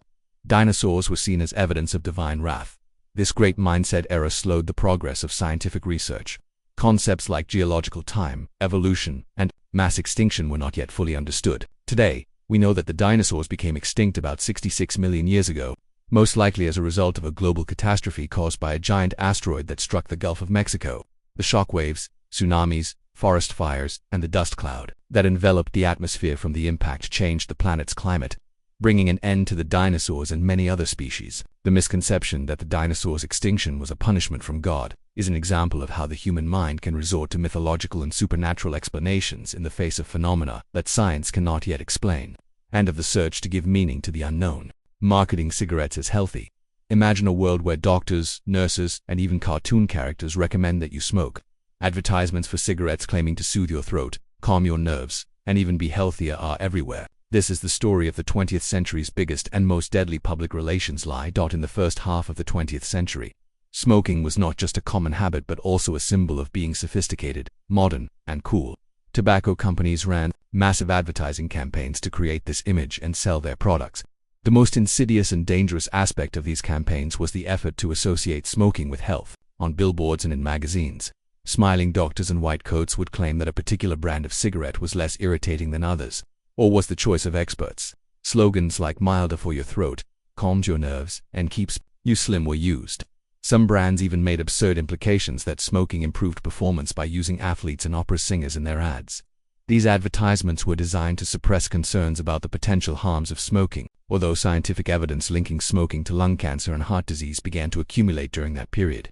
The tobacco industry spent millions of dollars to deny this evidence, create doubt, and confuse the public by funding its own scientific studies. This great cultural and corporate mistake caused millions of people to start smoking and die from this addiction over decades. People believed the lie told to them by the doctors they trusted, the movie stars they loved, and the advertisements everywhere. The misconception that smoking was harmless and its aggressive marketing is one of the most striking examples of how the pursuit of profit can disregard public health, how science can be distorted, and how powerful and dangerous a weapon advertising can be. It was a slow-motion disaster, filled with preventable deaths. Ignoring volcanic warnings before Pompeii, a city built on fertile lands, rich and vibrant. But the mountain that gives it this wealth is actually a sleeping monster. For weeks the mountain rumbles, shakes the ground, and spews smoke. But the people carry on with their lives, saying, "It's the usual, it will pass." Then one day, that monster awakens and freezes the entire city in a single moment in history. In 79 AD, Pompeii was a bustling and wealthy port city of the Roman Empire. They lived in prosperity at the foot of Mount Vesuvius, thanks to the fertile, volcanic soil. But in August of that year, Vesuvius began to stir. For weeks, even months, there were frequent earthquakes in the region. Water sources dried up, and sulfurous gases emanated from wells. Animals were restless. These were all clear signs that something was wrong deep within the mountain. However, the Pompeians largely ignored these warnings. Earthquakes were not unusual for the region. They had experienced a major earthquake in 62 AD and were rebuilding the city, so they considered the recent tremors to be normal. It is even debatable whether they were aware that the mountain was a volcano that could erupt. The word Vesuvius itself probably meant smoke, but for them it was more of a geographical feature than a threat. This is one of humanity's oldest and most dangerous mistakes, normalizing a familiar danger. On August 24th, Vesuvius erupted with terrifying force. It spewed millions of tons of ash, pumice stone, and toxic gas kilometers high into the stratosphere. In the afternoon, this deadly rain began to fall on Pompeii. Roofs collapsed, the sky darkened, and people suffocated.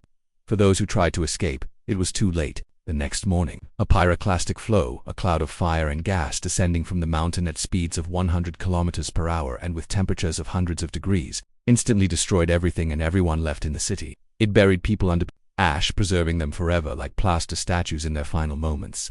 The tragedy of Pompeii is the most poignant evidence of the horrific price of not listening to nature's warnings and saying, "Nothing will happen to me." The Hindenburg disaster using hydrogen gas, a silver giant floating in the sky, a soaring symbol of luxury, technology, and the power of Nazi Germany.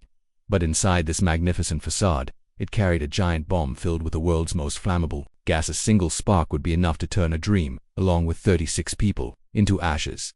In the 1930s, Zeppelins were the pinnacle of transatlantic travel. Although slower than airplanes, they were unrivaled in their luxury and comfort. The largest and most famous of these giants was the German-made LZ-129 Hindenburg. At 245 meters long, it was almost the size of the Titanic.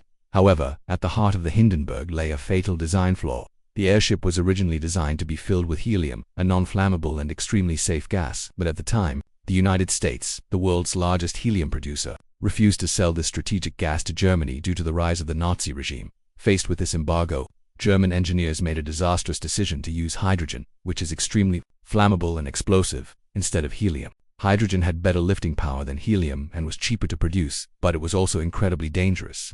It was like building the walls of a house with dynamite. Despite this, the Germans were so confident in themselves and their technology that they believed they could control the risks of hydrogen. The disaster occurred on May 6, 1937. As the Hindenburg was preparing to land at the Lakehurst Naval Air Station in New Jersey, in the damp and stormy weather, a spark, likely caused by a buildup of static electricity or another reason, ignited the hydrogen gas under the airship's outer skin. Within seconds, the massive Zeppelin turned into a fireball and crashed to the ground, costing the lives of 35 people on board and one crew member on the ground. The event was being broadcast live on the radio and filmed. Broadcaster Herbert Morrison's cry, "Oh, the humanity," became the iconic sound of the disaster. The fall of the Hindenburg was not just the end of an airship, but also the end of the age of commercial Zeppelin travel. It is the most fiery proof of the tragic consequences of ignoring a known risk for political and economic reasons. The Bhopal gas tragedy. India. A chemical plant shuts down its safety systems, dismantles its alarm systems, and reduces its staff to cut costs. The factory is located right in the heart of a city where hundreds of thousands of people live. This is not an accident. It is the worst industrial massacre in history, caused by a series of decisions made for the sake of profit. In the city of Bhopal, India, there was a pesticide plant owned by the American company Union Carbide. The plant produced an extremely toxic and volatile chemical called methyl isocyanate, MiC. On the night of December 2, 1984, the night when everything went horribly wrong, a water leak reached a tank where MiC was stored. The water reacted with the MiC, causing an incredible increase in pressure and temperature inside the tank. Normally, there were multiple safety systems designed to prevent such an emergency. However, Union Carbide had made a series of disastrous decisions to increase its profitability. 1. The refrigeration system. The system that was supposed to keep the tank cool and slow down the reaction had been shut off to save money. 2. The gas scrubber. The system that was supposed to neutralize the leaking toxic gas was under maintenance and not working. 3. The flare tower. The tower that was supposed to harmlessly burn off any escaping gas was out of service because a section of its pipeline had been removed. 4. The alarm system. The alarm that was supposed to report a dangerous leak had been turned off so as not to disturb anyone. That night, about 40 tons of toxic MiC gas leaked from the tank and settled like a death cloud over the sleeping city of Bhopal. Since the gas was heavier than air, it moved close to the ground, seeping into houses and shantytowns. Thousands of people died instantly, their lungs burning and their eyes blinded. Although official figures initially reported 3,800 deaths, it is estimated that the number of deaths in the following years was between 15,000 and 25,000. More than 500,000 people were left with permanent health problems, blindness, respiratory diseases, cancer. Bhopal went down in history as the most painful and unforgivable example of corporate greed, the disregard for safety culture, and how cheaply the lives of people in a developing country can be valued. Building Fukushima nuclear plant in a tsunami zone. You build a nuclear power plant on a coastline that has been hit by giant tsunamis countless times throughout history. You build a wall to protect the plant, but you make this wall just high enough to stop an average tsunami, not the largest one in history. This is not just an engineering error, it's a story of arrogantly underestimating the power of nature and failing to prepare for the worst-case scenario. Japan is one of the most seismically active countries in the world. It is located on the Pacific Ring of Fire, and earthquakes and tsunamis are a part of the country's history. Despite this, the Fukushima Daiichi nuclear power plant was built on the coast of the Pacific Ocean, in a region extremely vulnerable to these dangers. The operating company TEPCO and the Japanese government were aware of these risks. However, they made a series of disastrous decisions. The biggest mistake was the inadequacy of the plant's design basis tsunami forecast. The seawall protecting the plant was only 5.7 meters high. However, historical records and geological evidence showed that the region had been subjected to tsunamis exceeding 10 meters in the past. TEPCO ignored this evidence and the warnings of some scientists to avoid the cost of building a higher wall. Furthermore, vital equipment such as the plant's emergency generators and electrical switchgear were placed in low-lying basements, which were at high risk of flooding. On March 11, 2011, the largest earthquake in Japan's history, 9.0 magnitude, occurred. The earthquake automatically shut down the plant's reactors.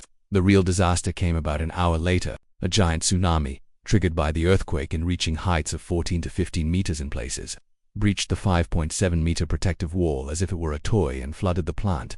The water completely disabled the emergency diesel generators and electrical systems. The cores of the reactors, with their cooling systems inoperative, began to overheat and melt down within hours. In the following days, massive explosions occurred in 3 reactor buildings due to the accumulation of hydrogen gas, releasing enormous amounts of radiation into the atmosphere. Fukushima became the largest nuclear disaster since Chernobyl. It is a modern testament to how devastating it can be to take inadequate precautions against a known risk, to prioritize cost over human and environmental safety, and to underestimate the power of nature.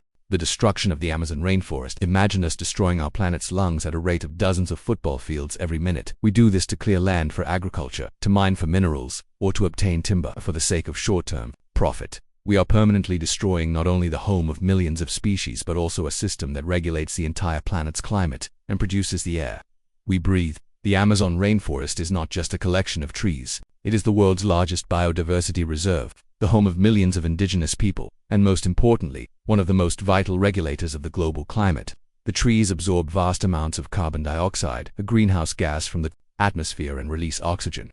They also manage a giant water cycle that produces its own rain. However, in the last 50 years, human activities have begun to irreversibly destroy this priceless ecosystem.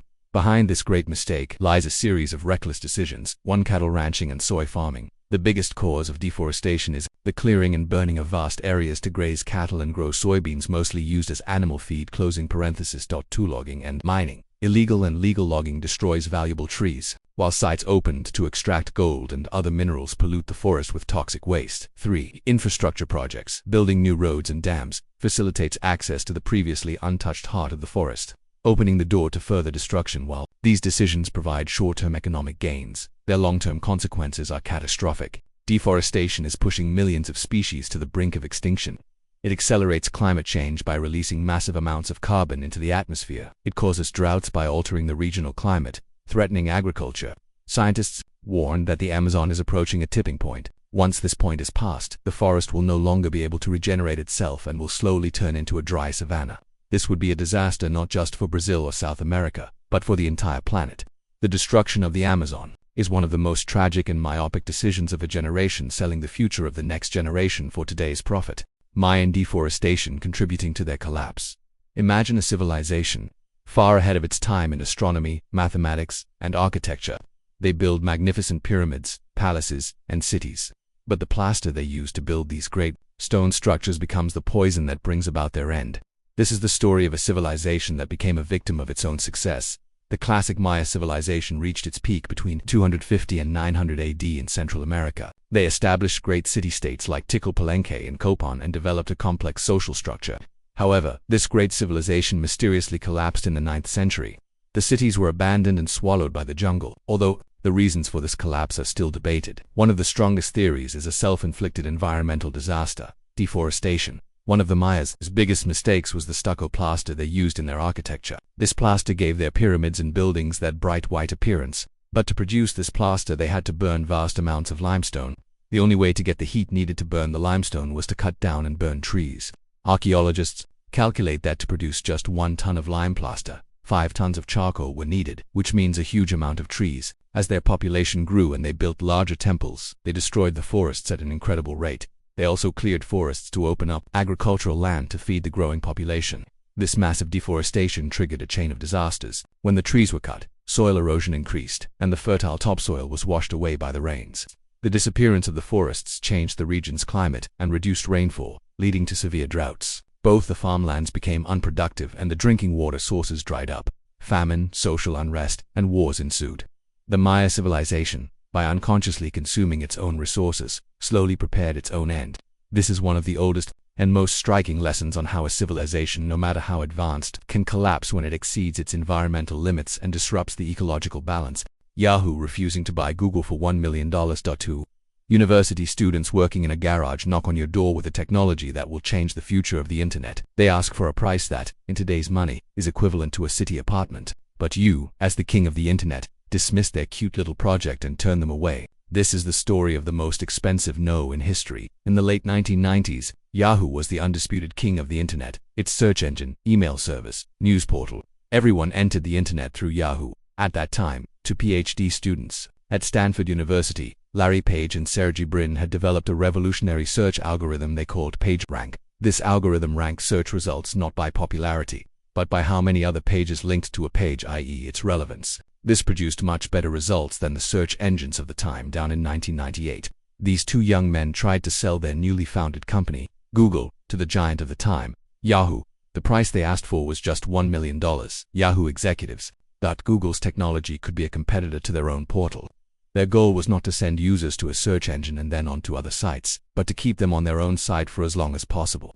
Google's philosophy was the exact opposite: to get the user to the information they were looking for as quickly as possible. Yahoo rejected this cute project that was contrary to its business model. A few years later, faced with Google's unstoppable rise, Yahoo panicked and knocked on Google's door in 2002, this time with a $3 billion offer. But it was too late. Google raised the offer to $5 billion, and no deal was reached. Today, while Google's Alphabet market value is in the trillions of dollars, Yahoo is a shadow of its former self. Having been sold and downsized multiple times, Yahoo's miss of this $1 million opportunity was not just passing on a company, but passing on the chance to buy the future of the internet. It is the greatest corporate mistake of failing to see innovation while at the top, becoming a prisoner of one's own success, and arrogant short-sightedness. Kodak ignoring digital photography. Imagine a company that invents the very technology that will bring about its own demise, patents it, and then locks it away in the darkest corner of a closet, because this new technology would destroy its most profitable business, selling film and photographic paper. This is the tragic story of inventing the future and then being afraid of it. Throughout the 20th century, Kodak was synonymous with the word photography. The phrase Kodak moment summarized the brand's place in the culture. It was an empire that made huge profits from selling film, photographic paper, and chemicals. At the heart of this empire, in 1975, a young engineer named Steve Sasson invented the world's first digital camera. The device was the size of a toaster, took 23 seconds to record a black and white photo onto a cassette tape, and had a resolution of only 0.01 megapixels. When Sasson presented his invention to Kodak management, the reaction he received was one of disinterest and fear. The executive's question was, "That's cute, but nobody would ever want to look at their pictures on a television. And most importantly, there's no film in it." Kodak executives saw digital photography as a threat to their razor and razor blade business model: sell cheap cameras, make money from expensive film. Instead of developing and marketing this technology, they shelved it. In their view, the quality of digital would never replace film, and people would not give up their physical photo albums. This was a fatal myopia. In the 1990s, as competitors like Sony, Canon, and Nikon entered the digital market, Kodak still believed that the reign of film would continue. When they finally entered the digital market, it was too late, and they did so reluctantly. They focused on digital printing kiosks, thinking people would want to print their digital photos. But with the rise of the internet and social media, people no longer wanted to print photos. They wanted to share them. In 2012, Kodak filed for bankruptcy protection. It had been devoured by the revolution it had invented. Kodak's mistake was thinking like a chemical company, not a technology company. Instead of leading the change, they feared it, and that fear destroyed them. Blockbuster turning down Netflix. Imagine an empire. It has a store on every corner, and anyone who wants to watch a movie depends on it. One day, a small but clever entrepreneur knocks on its door and says, "People won't want to come to your stores anymore. They will watch movies over the internet.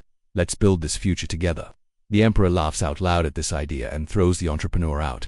The price of that laughter would be an entire empire. In the year 2000, Blockbuster was the absolute king of the video rental business. It had thousands of stores worldwide and tens of millions of customers. Their business model was simple. Customers came to the store, rented a movie, and most importantly, paid a late fee when they returned the movie late. These fees constituted a significant portion of the company's revenue. That year, Netflix's founder, Reed Hastings, went to Blockbuster CEO John Antioco with an offer. At the time, Netflix was a small company that mailed DVDs to customers. Hastings offered to sell his company for $50 million to become Blockbuster's online brand and manage its online operations. The Blockbuster management team didn't even take the offer seriously. In fact, according to Hastings, they laughed at the proposal. To them, Netflix was an insignificant player catering to a niche market. They didn't believe the online movie business could be profitable. Their biggest mistake was thinking that the most hated part of their business model, the late fees, was their greatest strength. Netflix's no late fee subscription model was completely contrary to their revenue logic. Blockbuster believed that the habit of people coming to stores would never change. However, technology and consumer habits changed rapidly. When Netflix transitioned from a DVD B-mail service to an internet streaming service, Blockbuster was caught completely unprepared. People discovered the convenience of watching any movie they wanted, any time they wanted, from the comfort of their homes, without the fear of late fees. By the time Blockbuster tried to adapt to this new world, it was too late. They rapidly lost customers and filed for bankruptcy in 2010. Today, while only one Blockbuster store remains in the world, Netflix has become a global media giant. Blockbuster's mistake was thinking about its own profitability, not what its customers wanted, and failing to see the inevitability of change. This is the most painful defeat of the insistence on old-school business practices in the face of innovation. Nokia missing the touchscreen revolution. When you thought of a mobile phone, only one name came to mind: Nokia. Their phones were so durable that unbreakable Nokia jokes are still made on the internet. More than a third of the world used their phones, but then the future arrived, not with the press of a button but with the touch of a finger. And Nokia, in its own kingdom, failed to see this revolution. In the mid-2000s, Nokia was the absolute master of the mobile phone market. Their market share was over 40%. Their hardware engineering was legendary. They produced durable phones with long battery life that were easy to use. Their Symbian operating system was quite advanced by the standards of the time. However, Nokia was a hardware company. Their minds were focused on hardware features like physical keypads, different designs, and camera megapixels. Software and user experience were secondary to them. When Apple introduced the iPhone in 2007, Nokia engineers didn't take it seriously. The iPhone had a short battery life, a bad camera, number 3G support, and most importantly, it was just a fragile glass screen. To them, it wasn't a phone, it was a toy. Nokia executives believed that people would always prefer a physical keypad for typing emails or messages. They saw the touchscreen as just a fad. They had developed touchscreen prototypes internally, but they never took the bold step to bring them to market. Their biggest mistake was failing to grasp the importance of software. Apple's iOS and later Google's Android were not just operating systems, but ecosystems where tens of thousands of developers created applications. The App Store and Google Play transformed phones from mere communication devices into personal computers with limitless potential. Nokia's Symbian, on the other hand, couldn't keep up with this app revolution. It was clunky, complicated, and not developer-friendly. Nokia failed to understand that a smartphone was no longer a hardware product, but a software and experience product. This massive mindset error caused the king of the market to be dethroned and nearly disappear in just a few years. Nokia's story is the most painful lesson on how you can become history, no matter how good your product is, if you miss the user experience revolution that the future brings. MySpace failing to compete with Facebook. You were the first superstar of social media. Music, bands, teenagers, everyone was there. You could customize your profile, add your favorite song to your background, but then a cleaner, simpler, and more real competitor emerged. And you were so focused on making money that you didn't even notice why your users were fleeing. Between 2005 and 2008, MySpace was the center of social media. Users could customize their profiles as they wished with HTML codes, which made each page a colorful, chaotic, and vibrant place that reflected its owner's personality. It was especially a launching pad for music bands. However, this freedom was also the site's biggest weakness. Pages often loaded slowly, had eye-straining designs, and were full of fake profiles. Meanwhile, Facebook, which was only open to college students, was growing slowly and controllably. Facebook's philosophy was the exact opposite of MySpace: a clean, standardized interface, a real name policy, and a safer environment. Facebook was a place where your friends were your real-life friends. MySpace, on the other hand, was more like a party where you met strangers. MySpace's biggest mistake began after it was acquired by Rupert Murdoch's News Corp for $580 million in 2005. News Corp saw MySpace not as a technology company, but as a media outlet. Their priority was not to improve the user experience or innovate, but to quickly make money by filling the site with ads. The pages were flooded with flashing banners, pop-ups, and video ads. The site became even slower and more unusable. Facebook, on the contrary, focused on the user experience and managed to keep its users on the site longer with innovations like the newsfeed. MySpace made no meaningful move against the rise of Facebook. They remained stuck in their own clunky and chaotic structure.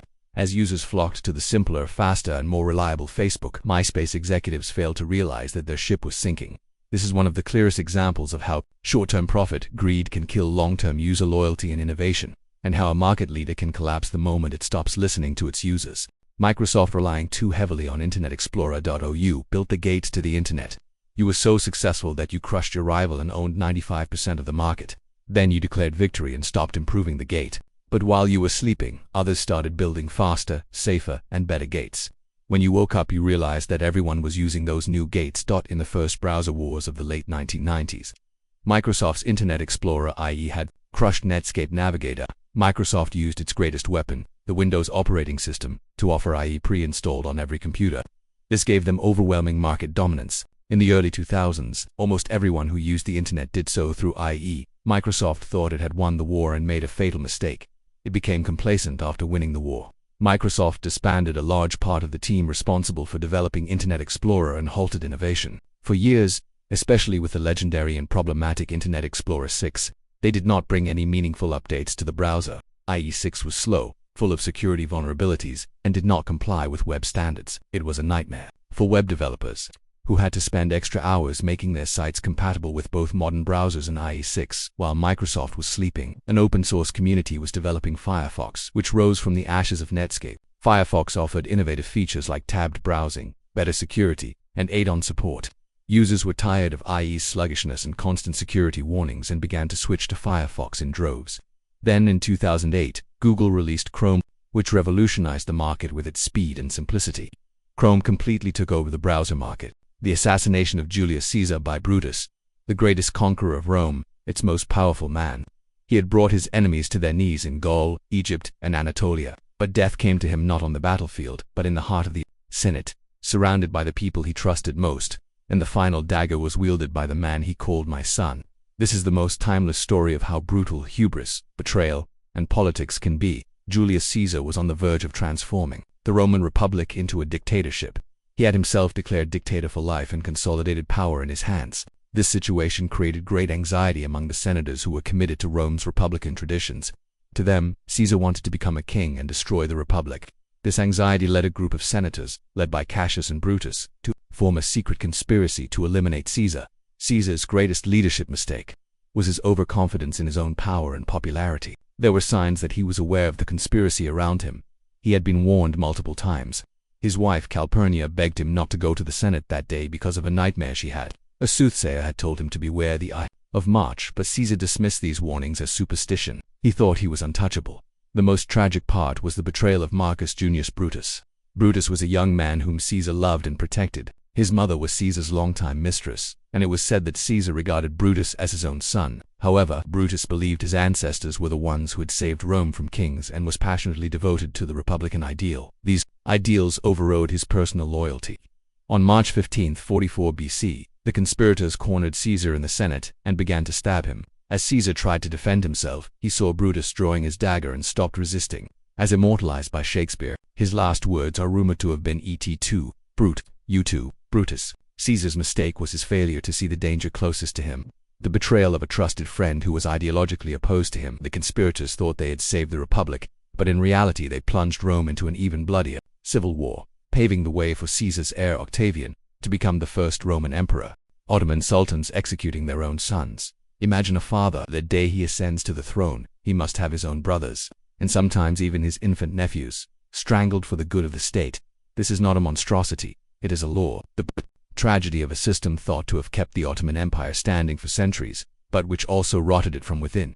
This practice, known as fratricide, was made law by Mehmed the Conqueror and had a logic behind it: the indivisibility of the state. The Turkish states before the Ottomans had been weakened and destroyed by succession struggles and civil wars due to the understanding that the country is the common property of the dynasty.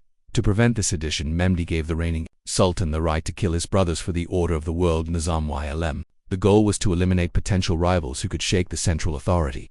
This leadership decision seemed to work in the short term. It prevented the recurrence of long and devastating civil wars like the Ottoman interregnum. However, in the long run, the price of this system was very heavy. 1. Human tragedy. The system cost the lives of countless innocent princes. The sultans bore the psychological burden of sacrificing their beloved brothers and sons for the state. 2. Loss of talent among the princes who were killed. There were perhaps individuals who could have become very capable and good sultans. The state was destroying its potential leaders with its own hands. 3. Transition to the HH system. Fratricide began to be seen as so cruel that in the 17th century it was replaced by the Kaif's cage system. In this system, the princes were not killed, but lived a life of imprisonment in a special section of the palace called the Kims of Alec, completely isolated from the outside world. However, this humane solution led to an even greater leadership mistake. The princes who grew up in the cage were completely devoid of state experience, military knowledge, and any information about the world. When they were suddenly put on the throne after years of imprisonment, they were completely unprepared to rule the state. This situation led to a noticeable decline in the quality of Ottoman sultans from the 17th century onwards and caused the women of the palace and the Ughas to have more say in the administration. The mistake of fratricide is one of the most tragic examples of a leadership decision made to solve one problem but which ultimately led to bigger and more devastating problems. Sultan Abdulhamid to restoring the constitution and being overthrown. For 33 years, you rule a vast empire single-handedly with an iron will. You control everything with autocracy, spies, Hafis, and censorship. Then, under pressure from your army and intellectuals, you agree to bring back the constitution and parliament that you shelved years ago. But once you share power, you realize too late that you are no longer the one setting the rules of the game. When Sultan Abdullah ascended to the throne in 1876, he declared the first constitutional era to save the Ottoman Empire. However, a short time later, using the Russo-Turkish War of 1877–78 as a pretext, he shut down the parliament and suspended the constitution. Then began the Hamidian era, a 30-year period in which he established his own absolutist rule. During this time, he managed to prolong the life of the empire with a policy of balance, opened modern schools, and built railways. But he did this by completely eliminating political freedoms and establishing a strong censorship and spy network. This oppressive regime created a huge backlash, especially among the new generation of officers and intellectuals who studied in the modern schools he had opened. This group, known as the Young Turks, organized under the Committee of Union and Progress (CUP). According to them, the only way to save the empire was to end Abdulhamid's autocracy and bring back the constitution and parliament. In 1908, CUP officers in Macedonia like Enver and Niazi Bey took to the mountains and started a rebellion. Fearing that the rebellion would spread to other army units, Abdulhamid II made the most critical decision of his life. To prevent bloodshed and protect his throne, he redeclared the Second Constitutional Era on July 24, 1908. This was the beginning of the end for him. Abdulhamid thought he could control the situation by sharing power with the CUP. However, with the return of the constitution, all the dissenting voices that had been silenced for 30 years emerged. The CUP took control of the government from behind the scenes. Abdulhamid was now a symbolic sultan with no real power. A few months later, on March 31, 1909, the 31st of March incident, an uprising in Istanbul by anti-constitutionalists, gave the CUP the opportunity to strike the final blow. The Action Army from Thessaloniki suppressed the rebellion, and the CUP, claiming that Abdulhamid was behind the uprising, a debatable claim, deposed him. Abdulhamid II's leadership mistake was deciding to suddenly and unpreparedly share the absolute power he had accumulated for years under pressure. This move, instead of saving him, gave his rivals the legitimacy and power they needed to destroy him. Lenin, trusting Stalin too much, the leader of a revolution, on his deathbed, writes a letter of warning about the most dangerous man he will leave behind. This man is too rude, he says, and he has concentrated too much power in his hands. Remove him from his post. But the letter is read too late, and that rude man turns a revolution into a reign of terror that will cost millions of lives. Vladimir Lenin was the mastermind and leader of the Bolshevik Revolution. However, his health began to decline rapidly from 1922 onwards. During this period, Joseph Stalin, one of the party's most hard-working and ruthless behind-the-scenes organizers, was slowly consolidating power. Lenin had appointed Stalin as the general secretary of the Communist Party in 1922. Although seen as an important bureaucratic post at the time, Stalin used this position as a tool to place his own men in all the key positions of the party. After suffering a series of strokes, Lenin began to realize the dangerous aspects of Stalin's character. He saw that Stalin was rude, impatient, and excessively fond of power. He was particularly disturbed by Stalin's oppressive policies towards other Soviet republics, like Georgia. At the end of 1922, Lenin dictated a series of letters known as his testament. In these letters, he evaluated the party's leading figures like Trotsky, Bukharin, and Zinoviev, and issued a clear warning about Stalin. Comrade Stalin, having become general secretary, has unlimited authority concentrated in his hands, and I am not sure whether he will always be capable of using that authority with sufficient caution. Stalin is too rude, and this defect becomes intolerable in a general secretary. That is why I suggest that the comrades think about a way of removing Stalin from that post and appointing another man in his stead. However, after Lenin's death in 1924, his testament was not fully disclosed and was suppressed at the party congress, even by Stalin's rivals due to their own power struggles. Lenin's leadership mistake was realizing Stalin's true nature and how he was accumulating bureaucratic power too late, and not acting earlier and more decisively to stop him. His initial trust in Stalin and his appointment to a key post was a tragic mistake that determined the fate of the Soviet Union and millions of people. JFK's security failure leading to his assassination of president wants to connect with the people in a critical state to win the next election. So, he decides to ride through the city streets in an open-top car in a slow-moving motorcade. It's a gesture that is supposed to be a moment of embracing the public, but it also turns him into a perfect target for an assassin. End the fall of 1963. President John F. Kennedy had begun preparations for the next year's presidential election. Texas was one of the key states he needed to win, but the Democratic Party in the state was divided. To heal these divisions and win the public's support, Kennedy organized a trip to Texas with his wife, Jacqueline. The most important stop on the trip was the city of Dallas. On November 22, 1963, a series of critical but disastrous security decisions were made for Kennedy's Dallas visit. Point 1. The open-top car because the weather was nice and so that the public could see the president and his wife more clearly. The limousine's bulletproof transparent bubble top was not installed. This decision left Kennedy completely exposed. To the slow motorcade en route. The motorcade was to pass through Dealey Plaza in the city center. This route included a sharp and slow turn, which caused the limousine to slow to almost a crawl. Additionally, the buildings along the route offered perfect firing angles for a sniper. 3. Position of Secret Service agents and normal procedure. Secret Service agents would stand on the running boards alongside and behind the president's car. However, it is claimed that Kennedy, not wanting a barrier between himself and the public, requested that the agents not take these positions. This chain of security vulnerabilities gave Lee Harvey Oswald the opportunity of a lifetime. From a window on the 6th floor of the Texas School Book Depository, Oswald fired several shots at the slow-moving and completely exposed president. Kennedy had wanted to establish a closer bond with the people that day. But this leadership decision, putting his own safety second, led to one of the most shocking and debated assassinations in history. This event painfully demonstrated how vital it is that a leader's desire for popularity and public relations must be balanced with basic security protocols. Saddam Hussein's invasion of Kuwait. A dictator has just emerged from a bloody 8-year war. His country's treasury is empty, and he is drowning in debt.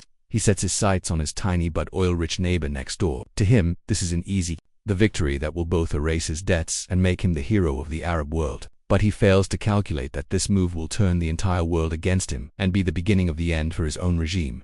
In the summer of 1990, Iraqi leader Saddam Hussein was in a major predicament. The 8-year war with Iran had devastated the Iraqi economy.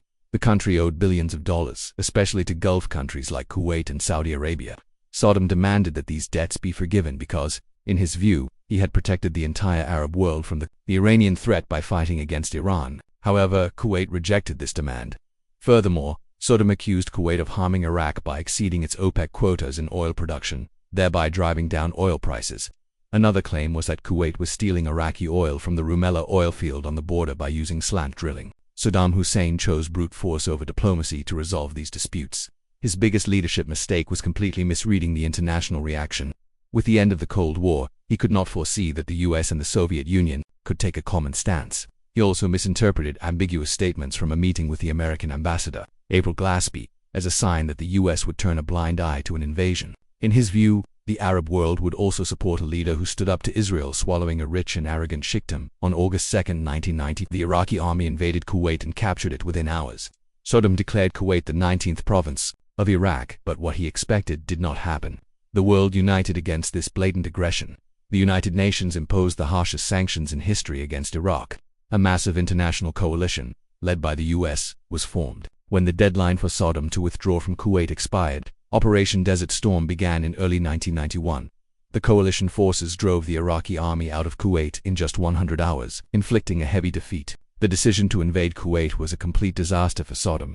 Iraq was isolated by decades of sanctions, its economy collapsed, and this event became the first link in the chain of events that led to the overthrow of his regime 12 years later. In 2003, this is a textbook example of how a leader can cause a strategic catastrophe by overestimating his own power and underestimating the reaction of the rest of the world.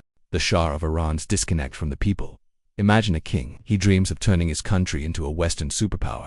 Skyscrapers, modern armies, a Western lifestyle. But behind this shiny facade, he ignores the beliefs, traditions, and poverty of his own people. He puts so much distance between himself and his people that in the end, the people unite behind a leader he never expected a cleric to overthrow him. Shah of Iran.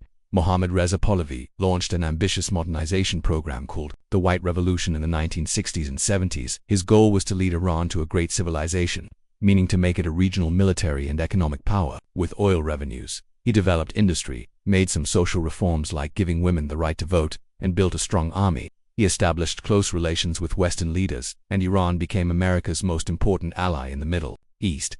However, this modernization was top-down and carried out without the consent of the people. The Shah's biggest leadership mistake was living completely disconnected from a large segment of his people. One cultural disconnect. The Shah's westernization. What project was seen as cultural corruption by a large part of the religious and traditional population. The Western lifestyle, alcohol, and miniskirts clashed with the people's values. To economic injustice. The oil wealth was not distributed fairly to the public. While the Shah and an elite circle around him lived in luxury, a large part of the population struggled with poverty. 3. Political repression. The Shah brutally suppressed all opposition, especially through his feared secret service. Savak leftists, intellectuals, and religious opponents were imprisoned, tortured, or sent into exile. In this atmosphere of oppression and injustice, the people's anger slowly accumulated. The Shah completely underestimated the power of the opposition, and especially the influence of the clergy over the public. An exiled cleric, Ayatollah Ruhollah Khomeini, managed to unite all opposition groups behind him with his sermons,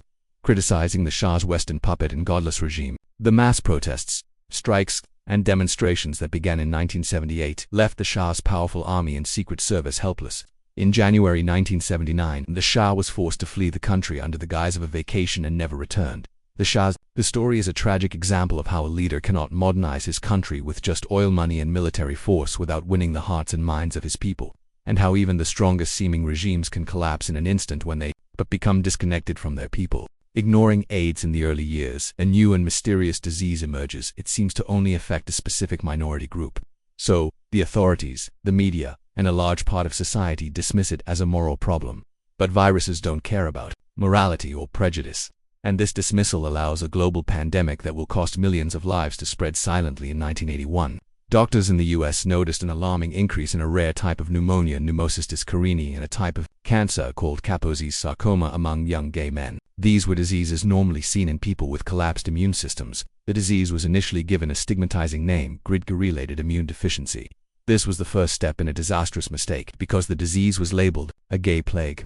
It was not taken seriously by governments or the public. The administration of President Ronald Reagan did not say a single word in public about the crisis for years. Research funding was inadequate. The media either ignored the issue or covered it with sensational and prejudiced language.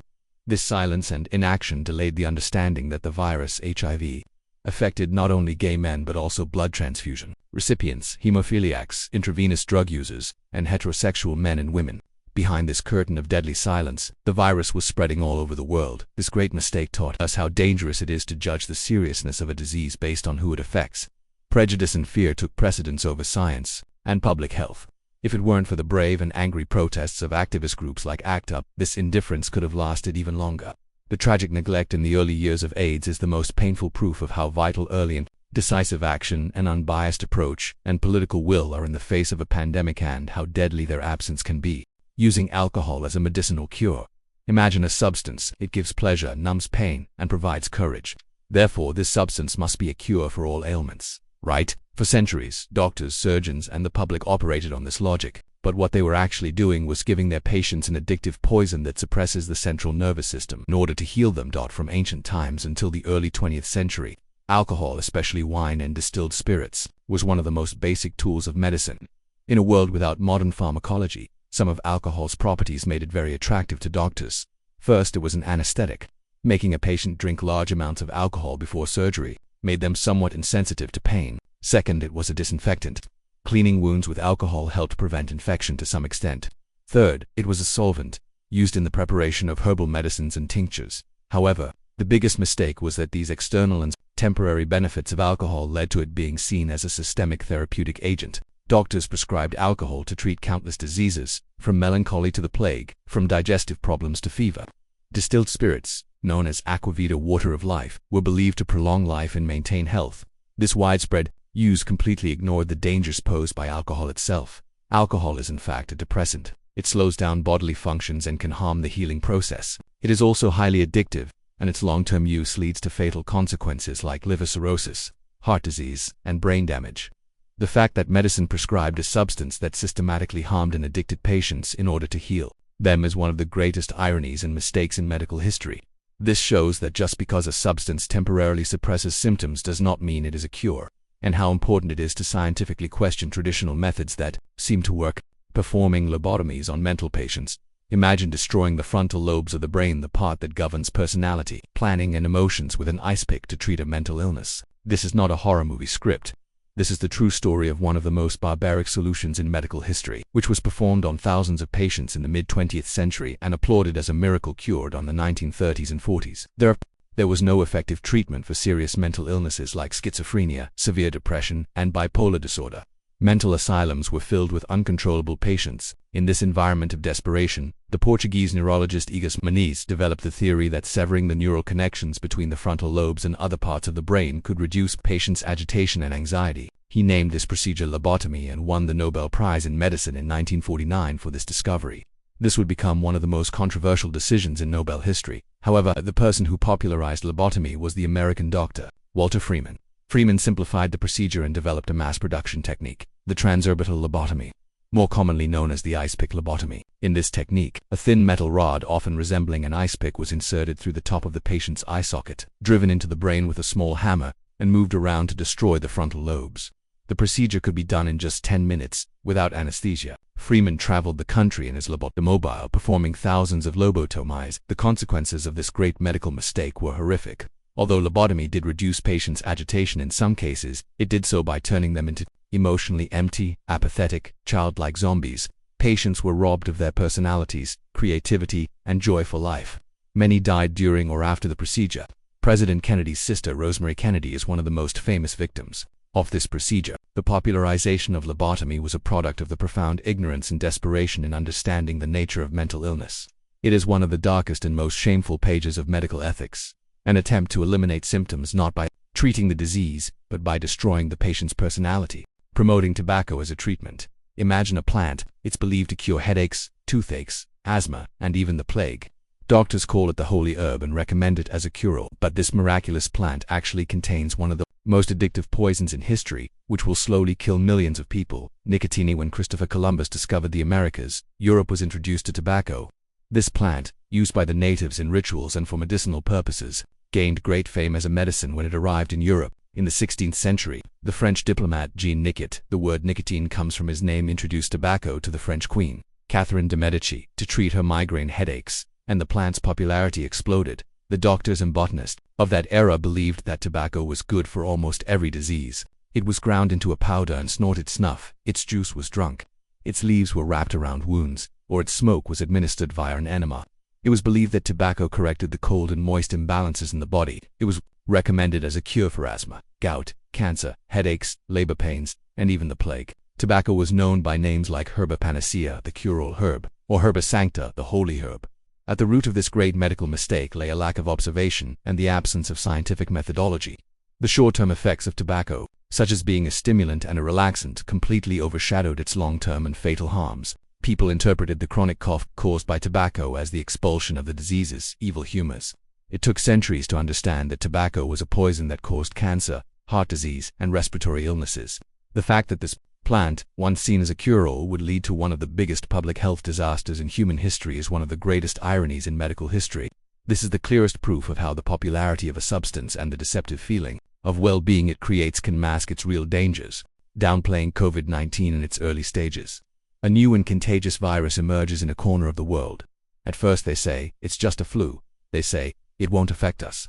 Borders remain open, masks are dismissed, and scientists' warnings are ignored for political gain. And this delay and denial of a few weeks turns into a global catastrophe that locks down the entire planet, crashes economies, and takes millions of lives. When a new coronavirus emerged in Wuhan, China, in late 2019, much of the world saw it as a distant, local problem. The Chinese government made a critical mistake by censoring information and silencing doctors who raised the alarm, like Dr. Li Wenliang in the early days of the outbreak. But the mistake was not limited to them. As the virus spread rapidly through international travel, many world leaders and public health institutions underestimated the scale of the danger. This global mistake had several layers. The just a flu fallacy. Many leaders misled the public by claiming the virus was no more dangerous than the seasonal flu. This delayed the implementation of necessary measures, wearing masks, social distancing, and allowed the virus to spread silently within communities. Economic concerns. Many countries hesitated to take tough measures, like closing borders and imposing lockdowns, fearing damage to the economy. However, this delay ultimately caused even greater economic harm by necessitating much longer and more devastating shutdowns later on. Political polarization. In countries like the US in particular, simple public health measures like wearing a mask or getting vaccinated became matters of political identity. Science was turned into a political battlefield, which confused the public and made a unified fight impossible. Lack of international coordination. Institutions like the World Health Organization were slow and ineffective, while countries competed with each other to hoard protective equipment and vaccines. A global response to a global threat failed to materialize. The denial and delay in the first months of COVID-19 is one of the greatest collective mistakes of modern history. It showed us how vital transparency, trust in science, swift and decisive action, and global cooperation are in the face of a pandemic. It became the most current and painful lesson on how dangerous and wrong the "it won't happen to me" mentality is in a globalized world. Censoring news about the 1918 Spanish flu. The whole world is fighting one of the bloodiest wars in history. Millions of soldiers are dying in the trenches, but at the same time there is an invisible enemy even more deadly than the war, ravaging the trenches, cities, and continents. However, governments, in order not to demoralize the fighting soldiers and the public, keep the existence of this new enemy a secret, and this silence makes it even more deadly. The reason the flu pandemic that emerged in 1918 infected one of the world's population and killed more than 50 million people was called the Spanish flu was not because the virus originated in Spain. The reason was censorship.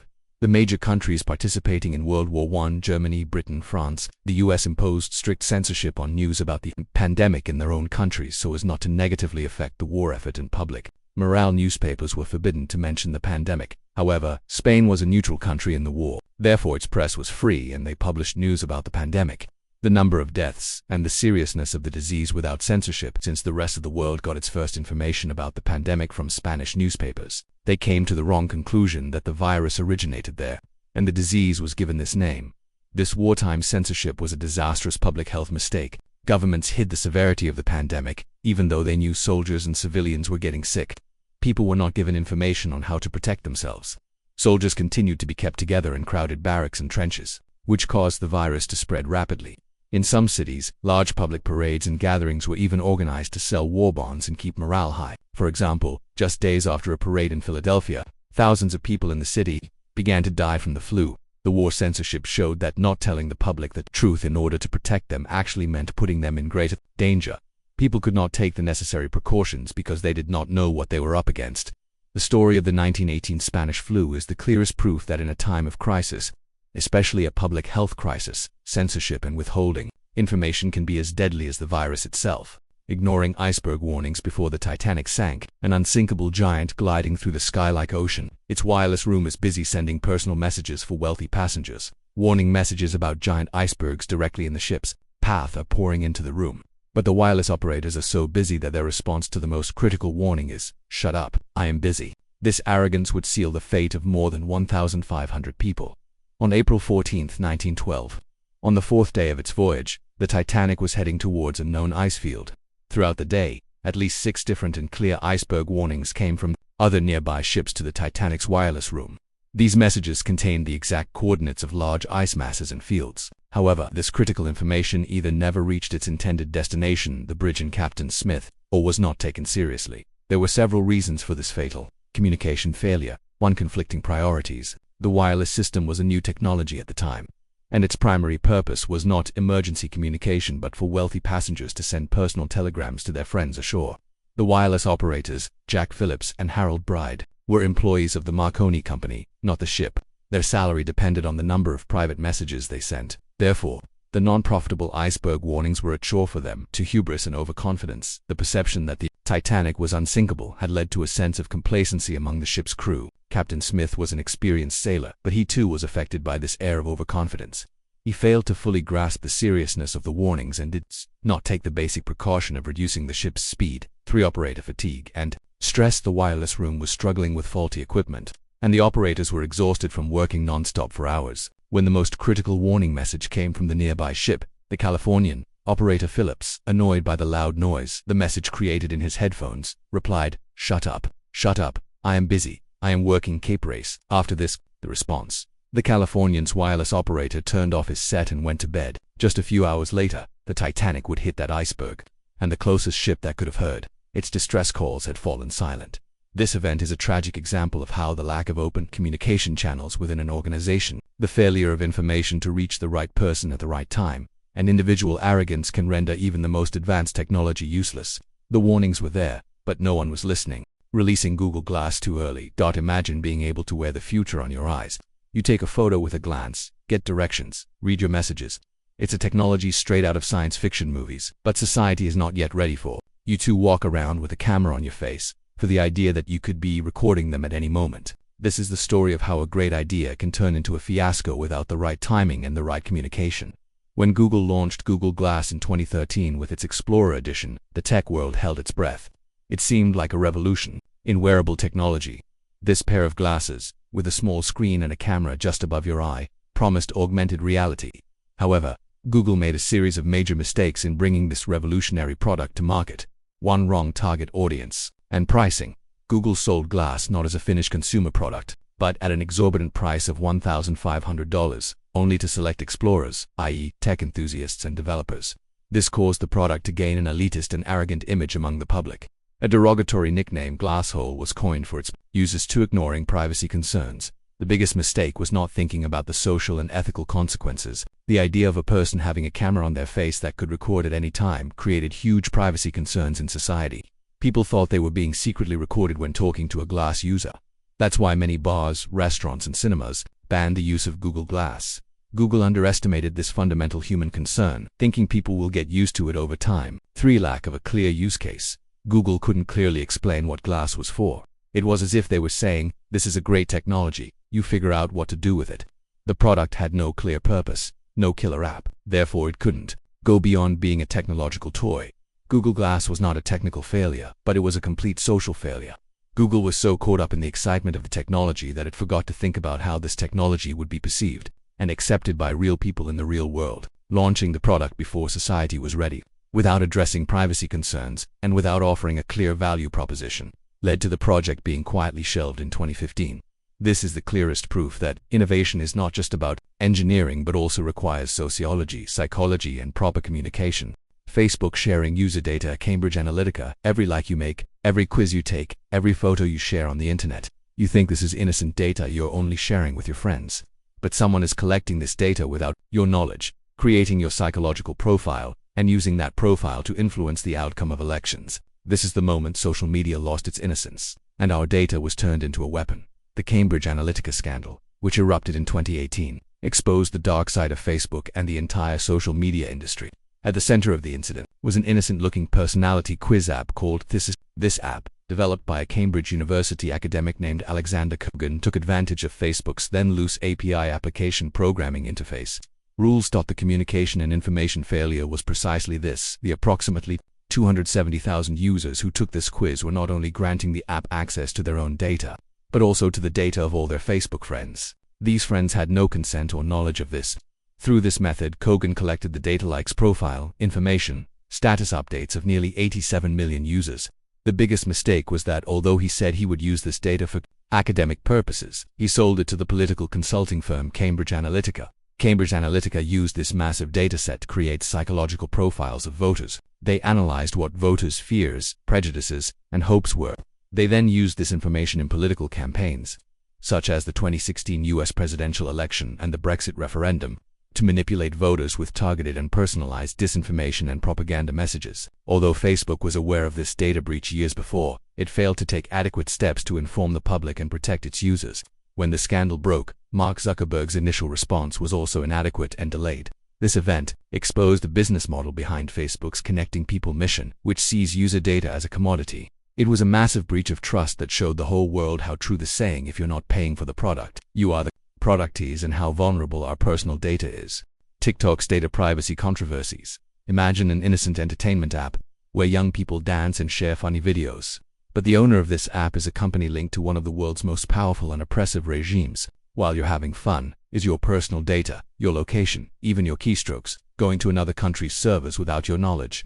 This is a story of the invisible data harvesting network behind the fun and the national security. concerns it raises. TikTok, owned by the Chinese tech giant ByteDance, has become a global phenomenon, especially among young people, as a short-form video sharing platform. However, behind this popularity lies a serious communication and information failure and a trust issue that has persisted from the beginning: data security and its potential ties to the Chinese government. The core problem is this: national security laws in China allow the government to demand any data it wants from any Chinese company on national security grounds.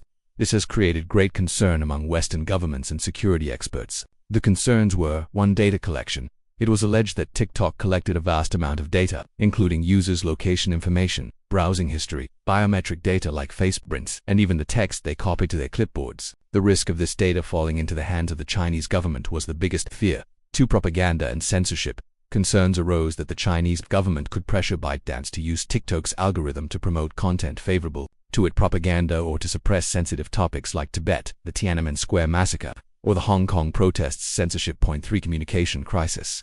TikTok's responses to these concerns were often seen as inadequate and untrustworthy. The company repeatedly stated that user data was stored outside of China and not shared with the Chinese government. However, the fact that its parent company ByteDance is Chinese made these assurances questionable. The company's lack of transparency about how its algorithm works or the full extent of its data collection practices further increased distrust. This situation led countries like the US and India to threaten to ban the app or ban it outright. TikTok's case is one of the most complex examples of how even an entertainment app can become a geopolitical tension and a national security issue in a globalized digital age.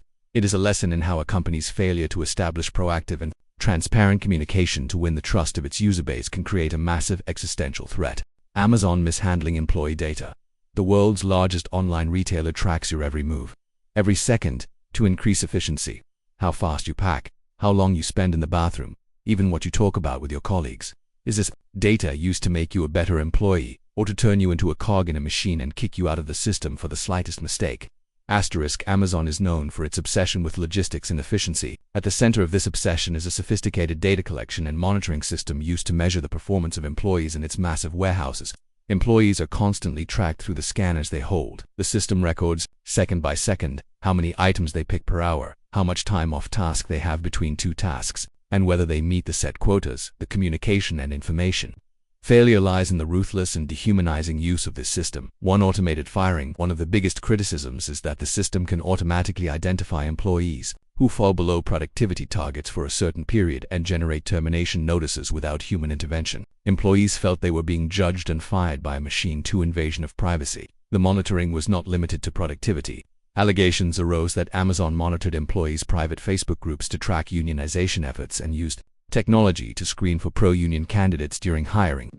This was seen as an intrusion into employees' private lives and their freedom to organize. 3. Ignoring the human element. The system sees employees not as human beings, but as data points to be optimized. Human conditions like illness, fatigue, or personal problems are not part of the equation.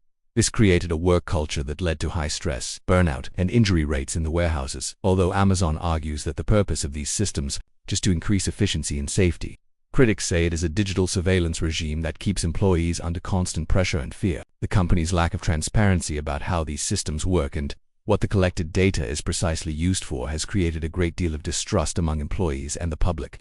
This situation is a modern example of how data collection technology can crush human dignity and privacy in the pursuit of efficiency, and how a company can face a major reputation crisis when it loses transparency and empathy in its communication with its employees.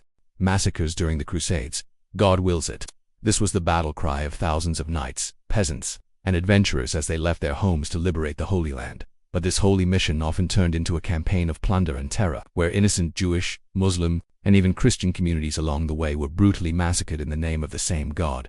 When Pope Urban II made a call in 1095 to unite the Christian world to reclaim the Holy Land, Jerusalem and its surroundings from the control of the Seljuk Turks, his purpose was religious and political. However, this call was interpreted in different ways by different groups across Europe. While knights sought glory and land, the masses took to the road with the hope of being absolved of their sins and going to heaven. The greatest religious and moral error was the interpretation of this holy war idea as a legitimate, even divinely sanctioned, act to kill anyone deemed an infidel. The People's Crusade. At the very beginning of the Crusades, tens of thousands of undisciplined and unarmed peasants, following charismatic preachers like Peter the Hermit, marched towards the Holy Land. On their way they attacked Jewish communities, especially in the Rhine Valley. They saw them as the killers of Christ and acted on the logic. If we are going to fight the Muslims, why should we leave the enemies right beside us? Thousands of Jews were massacred or committed suicide for refusing to be baptized. 3. Sack of Jerusalem. When the army of the First Crusade captured Jerusalem in 1099, what followed was one of the bloodiest massacres in history. The Crusaders put the city's Muslim and Jewish population to the sword, without distinction of man, woman, or child. A chronicler, an eyewitness, wrote that the soldiers waded in blood up to their ankles as they went to the Church of the Holy Sepulchre to offer prayers of thanks. Their path was filled with corpses. The Fourth Crusade. One of the most tragic mistakes was in 1204, when the Crusaders, instead of heading to the Holy Land, sacked Constantinople, the greatest city of Christendom. The Crusades are the most horrific example of how a religious ideal, when combined with worldly ambitions, land, wealth, power, and mass hysteria, can turn into a monster. It is a painful lesson showing how people who believe they are acting in the name of God can disregard the most basic moral and human values. The destruction of the Library of Alexandria by religious fanatics. Imagine a library. Not just a library, but a brain that holds all the knowledge, all the dreams, and all the discoveries of the ancient world. And then, imagine this brain being burned to ashes in a single day by a fanatical mob. This is told as the greatest intellectual tragedy in history. But what if the biggest mistake is not the fire itself, but our memory of that fire? Asterisk, the Library of Alexandria, when it was founded in the 3rd century BC in Egypt by the Ptolemaic dynasty, was the greatest center of knowledge in human history. It housed hundreds of thousands of papyrus and parchment scrolls, containing everything from the works of Aristotle to the geometry of Euclid. From the studies of Eratosthenes calculating the Earth's circumference to the plays of Sophocles, it was not just a repository, but a research institute where scholars from all over the world worked, debated, and produced. However, the popular belief that the library was burned down in a single event by religious fanatics is a historical misconception. In reality, the destruction of the library was not a single event, but a process of death that lasted for centuries. In this process, neglect, budget cuts, and a series of different destructive events played a role. When the first blow, 48 BC, when Julius Caesar had the ships in the harbor burned during the civil war in Alexandria, it is thought that the flames spread to some warehouses on the shore, and tens of thousands of scrolls stored there were burned. This was collateral damage of war, not a deliberate act of burning a library to slow decay in the following centuries. Due to the political instability and economic problems of the Roman Empire, the funds allocated to the library decreased. Some emperors exiled scholars, and the library slowly lost its former intellectual vitality. Many works decayed due to neglect or were lost because they were not copied. 3. The destruction of the Serapeum 391 AD. This is the most concrete event on which the popular religious fanaticism narrative is based. The Christian bishop of Alexandria, Theophilus, with a decree he received from Emperor Theodosius, ordered the destruction of pagan temples in the city. This included the Serapeum Temple, which was considered a daughter library or an extension of the library and housed a significant collection. A Christian mob destroyed the temple and, presumably, the scrolls inside.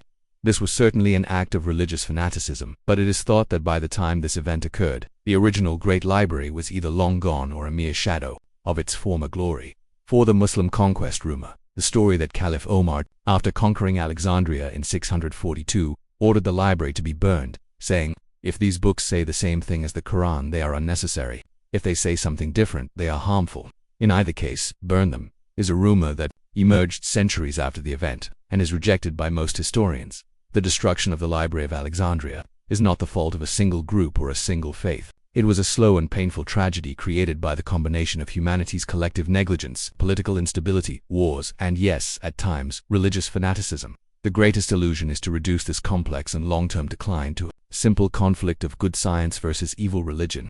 The Inquisition courts in Europe. Imagine an institution. Its duty is to protect the faith and bring heretics back to the right path. But in fulfilling this duty, it disregards the most basic human rights. It tries people based on secret testimonies, tortures them to extract confessions, and burns those who do not renounce their beliefs alive. This is the story of how an institution claiming to act in the name of God turned into a regime of terror and fear.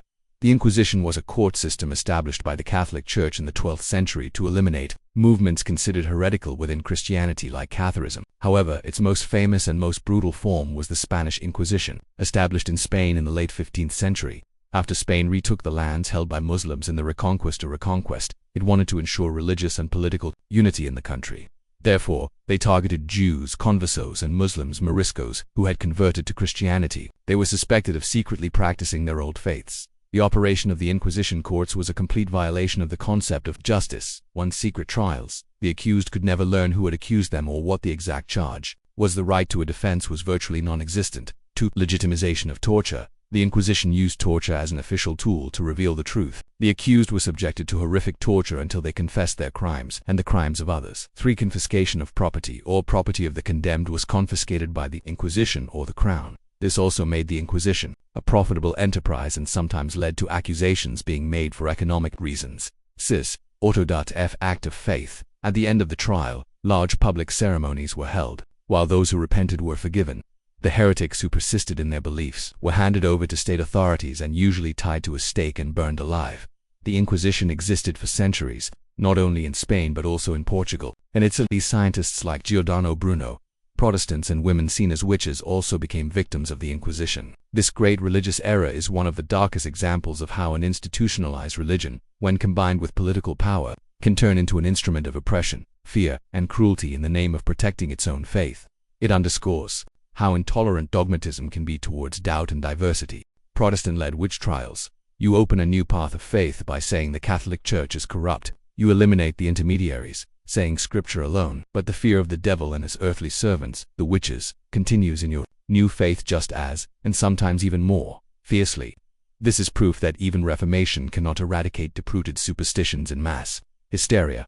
Although witch hunts are generally associated with the Inquisition and the Catholic Church, this terrible mistake knew no geographical or sectarian boundaries. The Protestant Reformation in the 16th century did not eliminate the belief in witches. In some regions, it even fueled this paranoia further. Leading figures of the Reformation, like Martin Luther and John Calvin, firmly believed in the existence of witches and their collaboration with the devil. They even saw the biblical command, "Thou shalt not suffer a witch to live," Exodus 22:18, as a divine order for the execution of witches. The witch hunts in Protestant regions operated with a different dynamic than those in Catholic regions. While the Catholic Inquisition had a centralized and bureaucratic structure, the hunts in Protestant areas were often more local, less organized, and therefore more chaotic. Local courts and the public themselves played a major role in the trials. This made it easier for personal grudges, neighborly disputes, and social hysteria to turn into a witch hunt. The witch hunts were most intense, especially in the lands of the Holy Roman Empire, modern-day Germany, which were divided between Protestant and Catholic princes. As the two denominations competed with each other, they virtually raced in hunting witches to prove their own piety and their determination in the fight against the devil. The Salem witch trials in America also took place within a strict Puritan, Protestant community. These events showed how religious belief, regardless of denomination, can turn into a deadly weapon when combined with deep-rooted superstitions and social anxiety. It is a tragic example of humanity's inability to escape its darkest fears and prejudices, even while seeking the purity of faith. Enslaving workers for pyramid construction in Egypt. A king believes he will become a god after he dies. So, for his eternal life in the afterlife, he forces tens of thousands of people to spend a significant part of their lives building a giant pile of stone. This is a monumental story of how a leader's personal obsession with salvation consumed the resources and manpower of an entire society. The pyramids of ancient Egypt are among the most magnificent and mysterious structures in human history. But behind these giant monumental tombs lies a complex religious belief and a massive social organization. The pharaohs were seen not just as kings, but as earthly manifestations of the god Horus. It was believed that when they died, they would unite with the god Osiris in the afterlife and achieve eternal life. The pyramids were resurrection machines that would secure this sacred journey, protect their bodies, and allow their souls to ascend to the heavens. The greatest mistake of this religious belief was that the pharaoh's well-being in the afterlife was considered more important than the well-being of the living people in this world. The construction of the pyramids required incredible resources and manpower. Although it was traditionally thought that these workers were slaves, modern archaeological findings show that a large portion of the workers were Egyptian farmers who worked to pay off their tax debt to the state during the seasons when the Nile flooded and farming was impossible. However, this does not mean the situation was any less exploitative. These people had to work 4 years away from their homes under harsh and dangerous conditions. The construction of a single pyramid could take decades and became the economic focus of the entire country. Cutting, transporting, and placing the massive blocks from the quarries required the labor of tens of thousands of workers, engineers, and artisans. This was a colossal waste of resources that hindered Egypt's potential development in other areas. The obsession with building the tombs of a few pharaohs literally buried the wealth of Egypt in the labor of its people in stone and sand. Although the pyramids stand today as engineering marvels, they are also monuments to how a leader's belief in divine status can direct a society's resources towards a single purpose, serving the dead. Aztec human sacrifices. A civilization believes that to persuade the sun to rise again every day, to appease its gods, and to maintain the balance of the universe. It must rip out the hearts of its own people or captured enemies while they are still alive. This is the darkest and bloodiest face of faith. The story of how a cosmic fear turned into a ritual of mass murder. The Aztecs built a powerful empire in Mesoamerica between the 14th and 16th centuries. Besides being a warrior society, they had an extremely complex and bloody religious belief system. At the center of Aztec cosmology was a constant struggle. According to them, the gods had sacrificed themselves to create the world and humanity. In particular, Huitzilopochtli, the god of war and the sun, needed the most precious water of humans, their blood and hearts, to fight the forces of darkness every night and be able to raise the sun again in the morning. That belief placed the practice of human sacrifice at the center of Aztec society. It was more than a mistake. It was a fundamental part of their worldview. The sacrificial ceremonies were usually performed at the top of great temples, pyramids. Priests would lay the victims, usually prisoners of war, on a sacrificial stone, cut open their chests with an obsidian knife, and offer their still-beating hearts to the sun. Their bodies would then be thrown down the stairs. It is estimated that in some major ceremonies, thousands of people were sacrificed within a few days. There were not only religious but also political reasons behind this practice. Ritual wars, called flower wars, were organized solely to capture prisoners for sacrifice. This allowed the Aztecs to establish an empire of fear and terror over neighboring states. However, this bloody belief was also their greatest weakness. When the Spanish conquistador Hernan Cortes arrived in Iwu, many local peoples who were tired of Aztec oppression allied with the Spanish. The Aztec practice of human sacrifice became the perfect excuse for the Spanish to justify their own conquest as a holy mission to destroy this barbaric and demonic culture.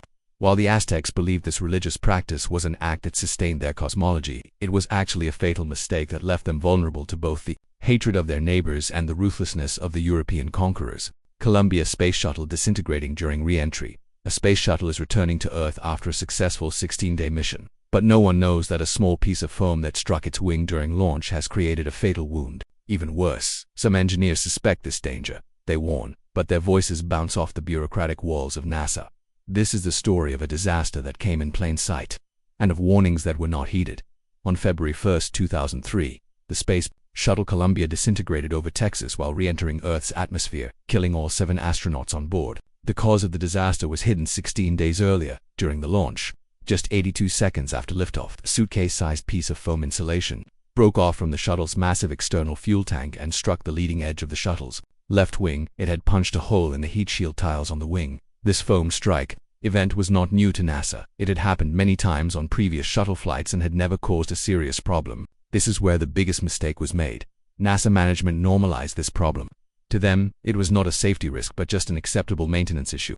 During the mission, a group of engineers, analyzing the launch footage, became concerned about the foam strike. They requested that high-resolution photos of the shuttle's wing be taken using military satellites in orbit to understand the extent of the damage. However, these requests were lost in NASA's rigid and hierarchical bureaucracy. High-level managers deemed the request unnecessary and rejected it, concerned that it would disrupt the mission schedule. In their view, even if there was damage, there was nothing the astronauts could do about it in orbit. This wouldn't change the outcome. Logic suppressed curiosity and concern. The engineers' worries were labeled as excessive. During atmospheric re-entry, the superheated gases plasma entering through that small hole began to melt the shuttle's aluminum wing structure. The wing broke apart, and the shuttle, having lost its aerodynamic control, disintegrated in seconds. The Columbia disaster was not an instant explosion like Challenger.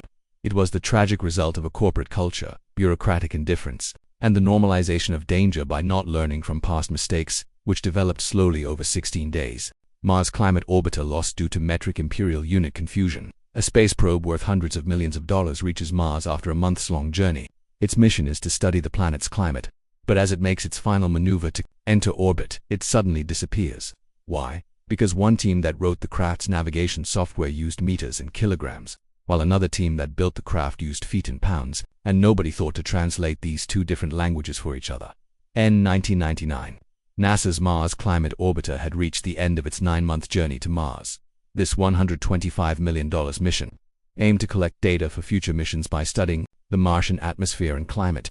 Everything seemed to be on track, but on September 23, 1999, as the spacecraft was about to pass behind Mars and fire its engines to settle into orbit, its communication with NASA was suddenly and permanently lost. The spacecraft was lost forever. The subsequent investigation revealed one of the most embarrassing and simplest engineering errors in history. The problem was caused by two different engineering teams using two different systems of measurement. Lockheed Martin Astronautics, the team that built the spacecraft and calculated the force of its thrusters, used the English imperial system of units, i.e., pound-seconds a unit of force. NASA's Jet Propulsion Laboratory (JPL), the team that managed the craft's navigation and made trajectory corrections, used the scientific standard metric system, i.e. Newton-seconds. The navigation software was taking the force data from Lockheed Martin in pound-seconds, but was processing it assuming the data was in metric newton. There is a difference of about 4.45 times between the two units.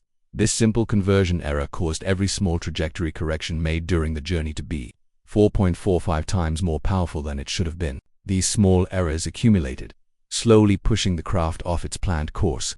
As a result, instead of entering a safe orbit at an altitude of 140 to 150 kilometers around Mars, the Mars Climate Orbiter plunged into the atmosphere at an altitude of only 57 kilometers. At such a low altitude, the atmospheric friction and heat instantly disintegrated the craft or sent it hurtling into space beyond Mars. This $125 million mistake became a painful lesson on how vital basic communication and adherence to standards are in even the most complex projects, and how even the simplest unit conversion error can lead to a catastrophe. Prioritizing propaganda over safety during the space race. While two superpowers hold the entire world on the brink of nuclear war, they are also fighting a prestige war in the skies: who has a bigger rocket, who will send the first man to space, who will plant the first flag on the moon. In this race, the safety of astronauts and scientific goals often take a back seat to the propaganda of doing it before the enemy. The space race during the Cold War witnessed some of the greatest technological breakthroughs in human history. However, this race was less about pure scientific curiosity and more about a struggle between two ideologies, capitalism and communism, to prove their superiority over each other. This priority on spectacle and propaganda led to a series of dangerous and hasty decisions. The Soviet Union's side. The Soviets were always ahead in the early rounds of the race. The first satellite, Sputnik, the first living being in space. Like the first man in space, Yuri Gagarin. However, these firsts were often achieved by taking great risks. Gagarin's Vostok capsule was built in such a hurry that even a safe landing system was not fully designed. Gagarin had to eject and parachute at the last moment. The Soviet moon program, on the other hand, ended in a complete fiasco with the death of their chief designer, Sergei Korolev, and the successive catastrophic explosions of the N-1 rocket. These failures were exacerbated by the program's extreme secrecy and over-reliance on a single genius, the United States side. The U.S. started the race behind and was therefore under incredible pressure to catch up with the Soviets. President Kennedy's 1961 announcement of the goal to land a man on the moon and return him safely to the Earth before this decade is out was a political challenge rather than a scientific goal. This haste led to tragedies like the Apollo 1. Fire 3 astronauts lost their lives during a ground test on the launch pad, before even leaving the ground, due to design and procedural flaws. Although the Apollo program was successful, its cost was enormous, and after the moon landing, public and political interest waned quickly because the main goal, winning the race, had been achieved. This great mistake is the transformation of science into a tool for national pride and political propaganda. Although the race incredibly accelerated technological development, it also led to the waste of resources, the unnecessary risking of human lives, and a focus on short-term spectacular goals instead of a long-term sustainable space exploration program. This is proof of the fact that science is most productive when it is done independently of politics and in collaboration. Boeing 737 MAX crashes due to software failures. An aircraft manufacturer, in a rush to not lose time against its rival while updating its most popular model, makes a hasty decision to compensate for the new, larger engines that disrupt the plane's balance. They add a secret piece of software that isn't even fully explained to the pilots. This software, with a single faulty sensor reading, can take control from the pilots and force the plane's nose into a death dive. Boeing updated its best-selling aircraft, the 737, with the MAX series to make it competitive against its rival, Airbus's fuel-efficient A320neo model. The biggest change was the installation of larger and more fuel-efficient engines on the plane. However, these new engines changed the aircraft's aerodynamic balance. The plane's tendency to pitch its nose up dangerously stall had increased. To solve this problem without going through a long and costly recertification process for the aircraft, Boeing engineers resorted to a software trick, the Maneuvering Characteristics Augmentation System, MCAS. MCAS was designed to automatically push the plane's nose down, without pilot intervention, when it sensed that the nose was pitching up too much. This is where the chain of catastrophic errors began. One secret software. Boeing did not include the existence and operation of this system in detail in the pilot manuals, because highlighting the system's existence would mean admitting that the aircraft had a fundamental aerodynamic flaw, which could require additional simulator training for pilots. a huge cost for airlines. Tour reliance on a single sensor. MCAs took its data from only one angle of attack, IOA sensor. If this sensor failed or gave incorrect data, MCAs would think the plane's nose was pitching up dangerously even when it was flying normally, and it would repeatedly and uncontrollably force the plane into a dive. 3. Inadequate pilot training. Most pilots were not even aware of MCAS's existence. When the plane suddenly and repeatedly went into a nose-down dive, they didn't understand what they were fighting against. They tried to correct the situation with standard procedures, but the secret software was fighting against them. The result was 2 horrific crashes in less than 5 months. In October 2018, Lion Air Flight 610 and in March 2019, Ethiopian Airlines Flight 302 crashed shortly after takeoff, killing a total of 346 people. The root cause of both crashes was a faulty AOA sensor incorrectly triggering the MCA's software, and the pilots losing control of the aircraft before they could understand what was happening. These disasters are among the most tragic modern examples of how competitive pressure and the pursuit of profit can sideline engineering ethics and, most importantly, passenger safety, and how a company can cause a catastrophe when it loses transparency in its communication with regulators and customers. Believing the Trojan War was historical fact. A 10-year war fought over a woman, a victory won by the trick of a wooden horse, an epic struggle where gods and heroes fight. This story has been a part of our culture for thousands of years, but what if this great war never happened as Homer told it? What if this is proof that a poet's imagination is more powerful than history itself?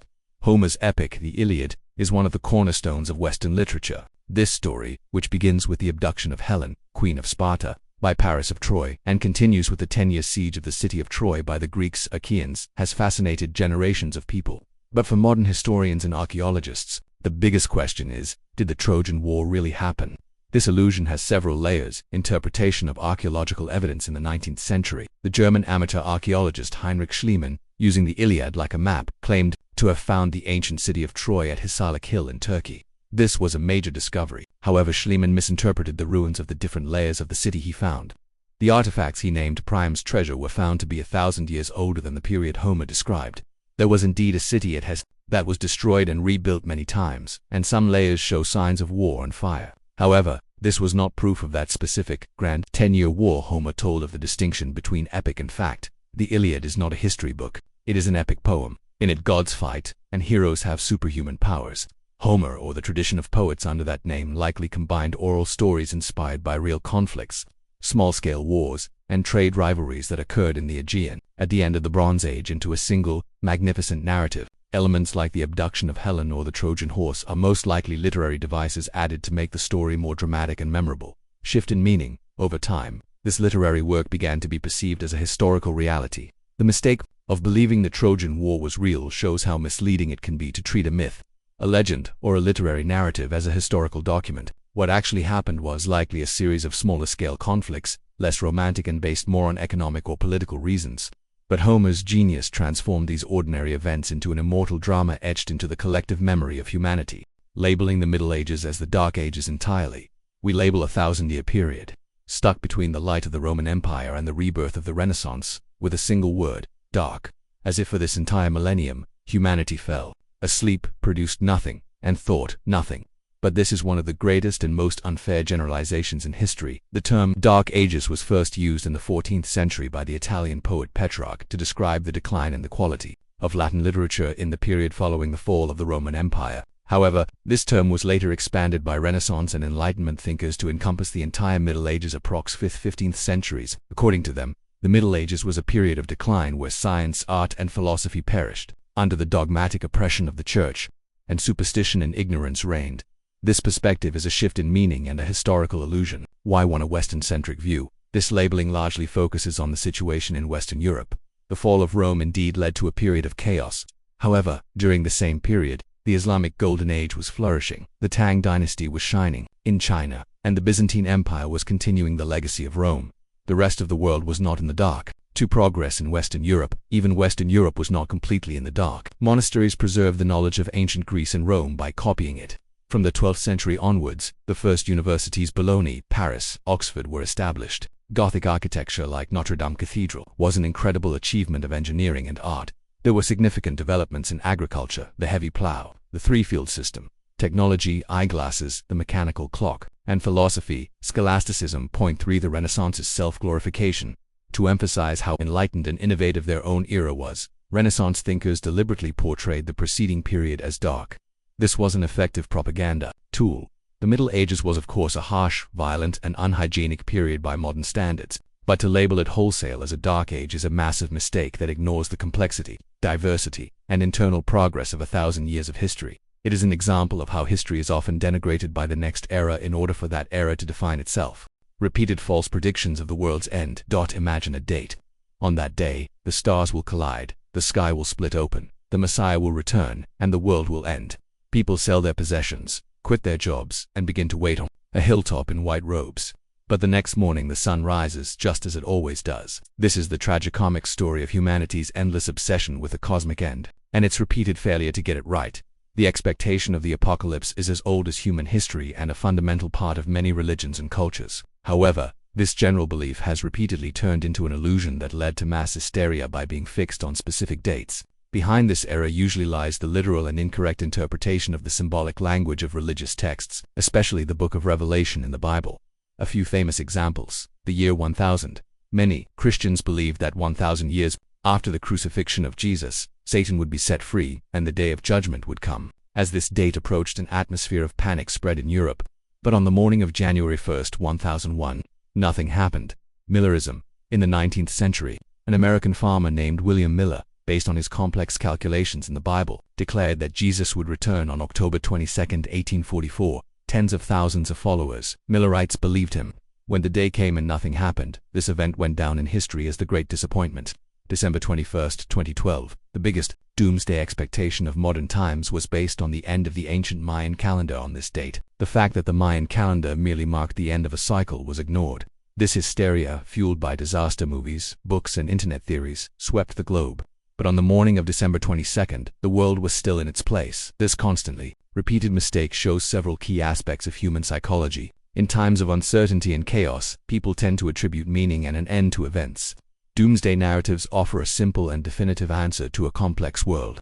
Also, the desire to be part of a chosen group and to know a secret knowledge that plays a role in the spread of such movements.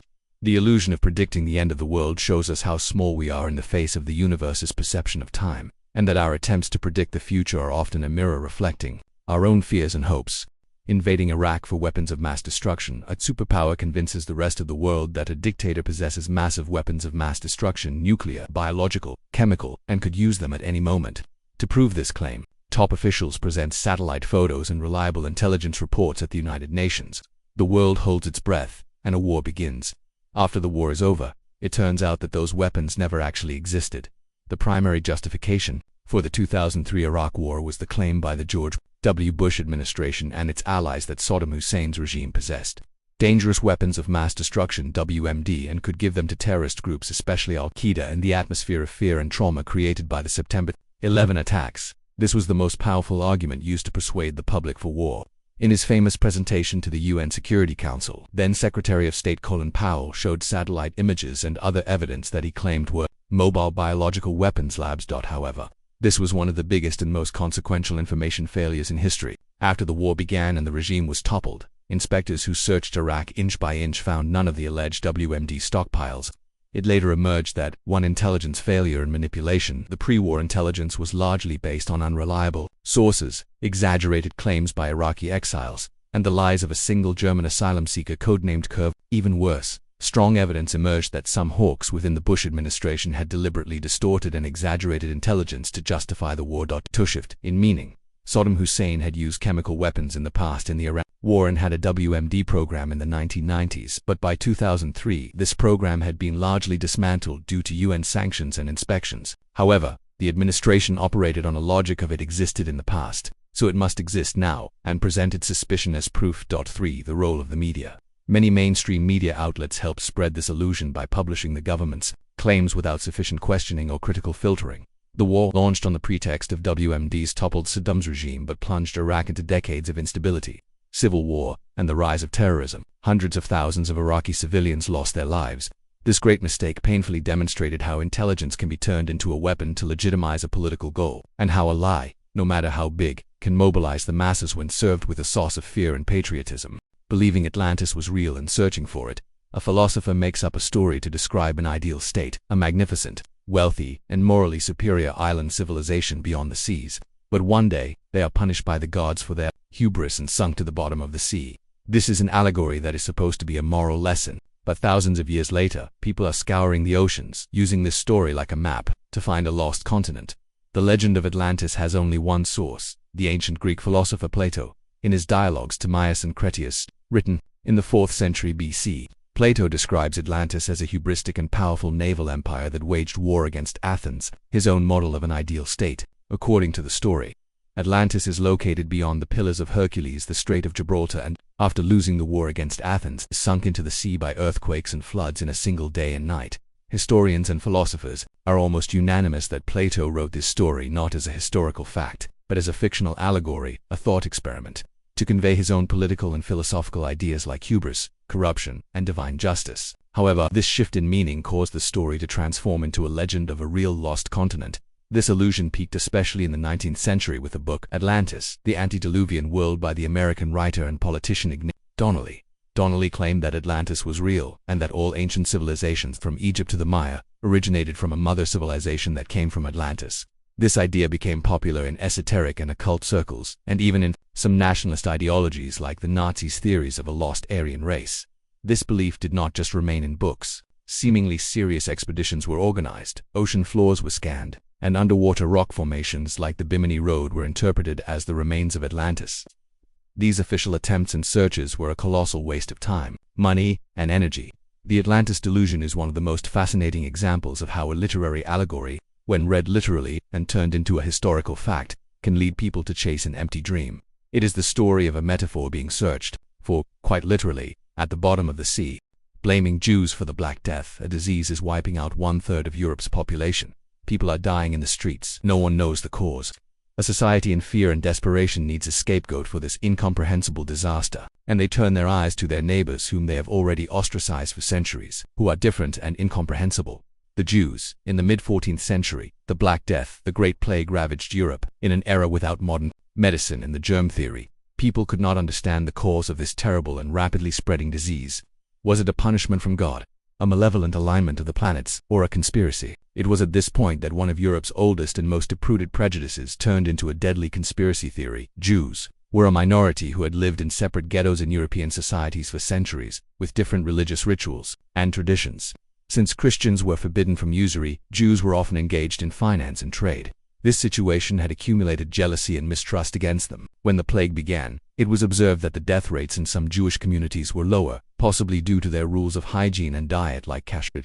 This situation led to a distorted logic. If they are not getting sick, then they must be the ones spreading the disease. Soon rumors spread throughout Europe that the Jews were deliberately poisoning wells and water sources to spread the plague. This was a historical illusion and a shift in meaning. A public health crisis was turned into a hate crime. People directed their fear and pain at the easiest target.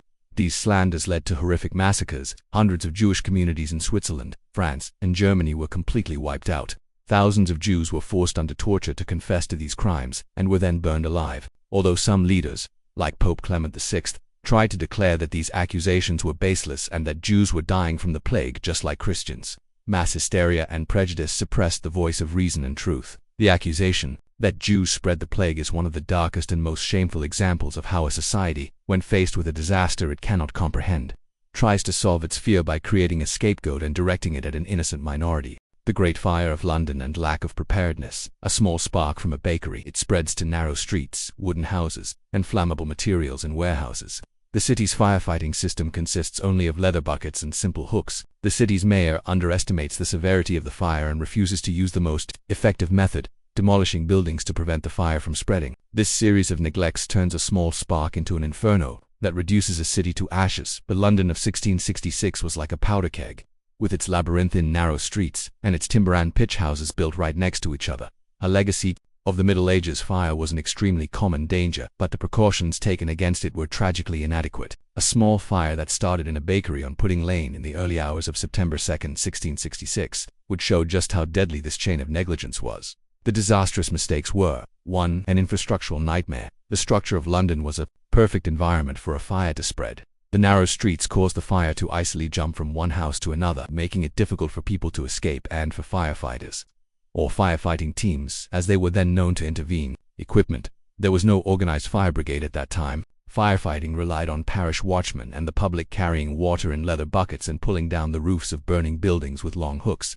These were completely useless against a rapidly spreading firestorm. 3. Leadership failure. When the fire started, the Lord Mayor of London, Sir Thomas Bloodworth, arrived at the scene. He completely underestimated the seriousness of the situation and made his famous and dismissive comment, "Pish, a woman might piss it out."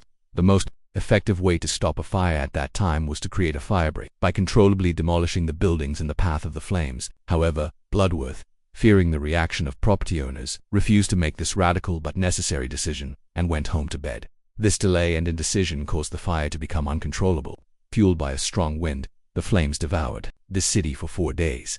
In the end, a large part of London, including more than 13,000 houses, 87 churches, and iconic structures like St. Paul's Cathedral, was reduced to ashes. The Great Fire of London is one of the most classic lessons on how poor urban planning, inadequate infrastructure, and leadership failure in a moment of crisis can lead to a catastrophe. After this disaster, London was rebuilt with wider streets and brick buildings, laying the foundations of modern urban planning, albeit in a painful way.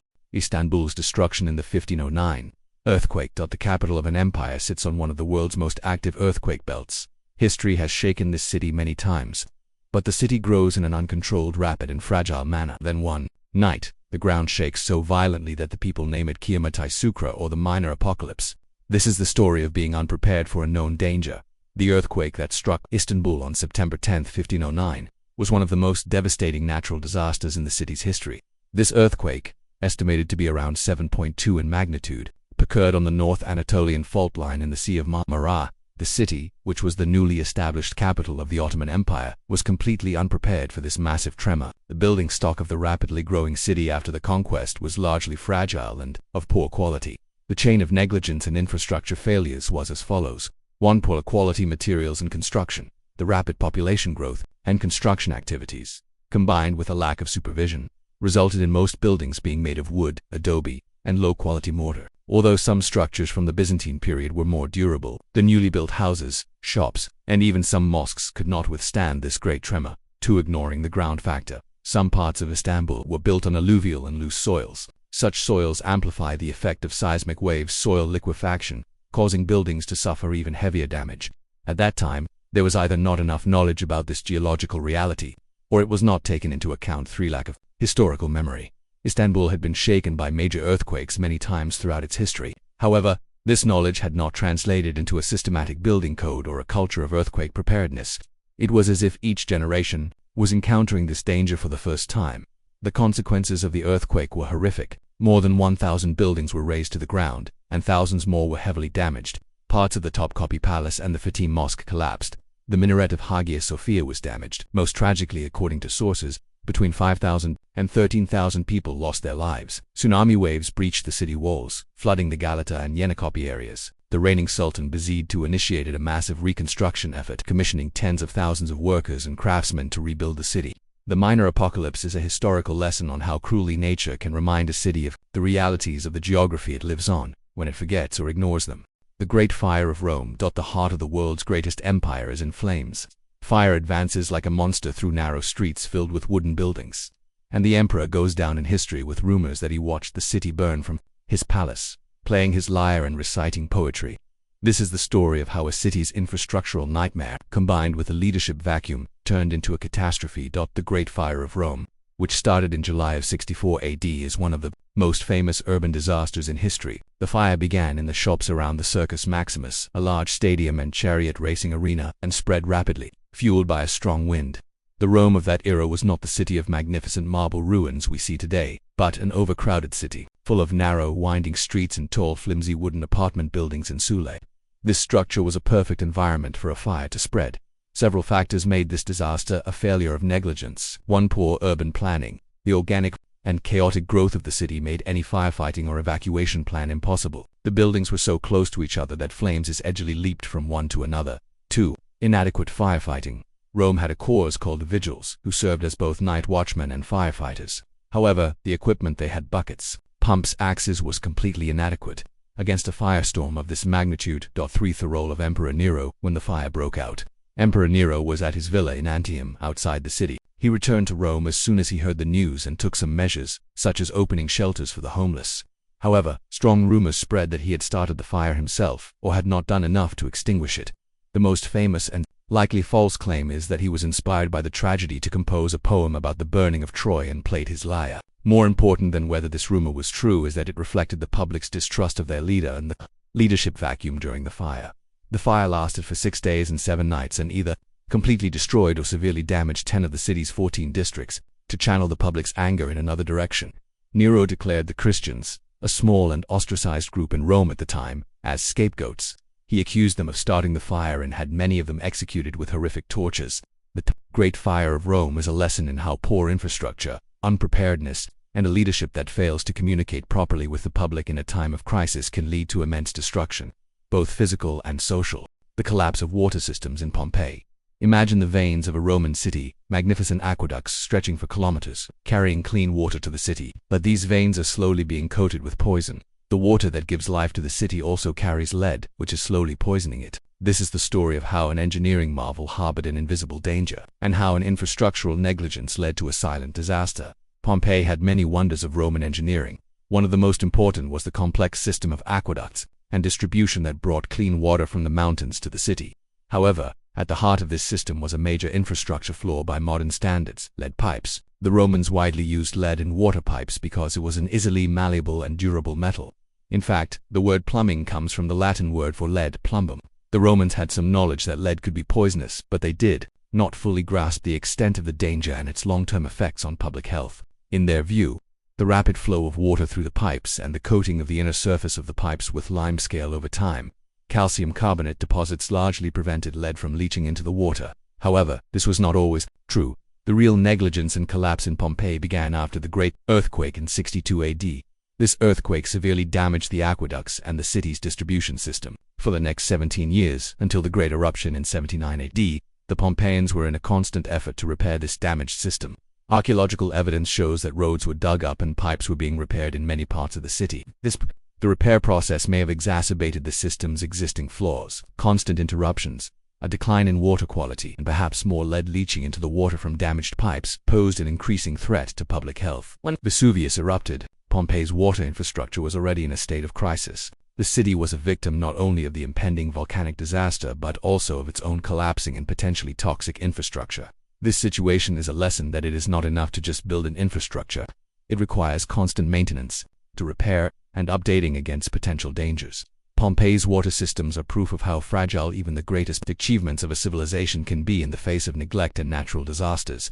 The Rana Plaza textile factory collapsed, Bangladesh. Imagine a building, illegal extra floors have been added, and it's full of cracks from the vibration of heavy generators and thousands of sewing machines. The day before, large cracks are noticed, and the building is evacuated. But the next morning, thousands of poor workers are forced to go back into that building, fearing they will lose their jobs. A few hours later, the building collapses like a house of cards, leaving more than 1,100 people under the rubble. The collapse of the Rana Plaza building near Dhaka, Bangladesh, on April 24, 2013, is one of the deadliest structural and industrial disasters in modern history. This 8-story building housed many different garment factories, and thousands of workers were producing clothes for the world's biggest fashion brands. But this building was, from the very beginning, a monument to negligence and greed. The infrastructure and management failures that led to the disaster were: 1. Illegal construction. Rana Plaza was originally designed as a 5-story commercial building. However, its owner illegally added 3 more floors on top. These extra floors placed a load on the building's foundation that it could not bear to improper use. The building was designed for offices and shops, not built to withstand the constant vibrations of thousands of heavy sewing machines and the massive generators placed on the roof. These vibrations slowly weakened the building's structure. 3 warnings ignored. The day before the collapse, large and dangerous cracks were noticed in the building. A bank and other shops in the building immediately closed and sent their employees out.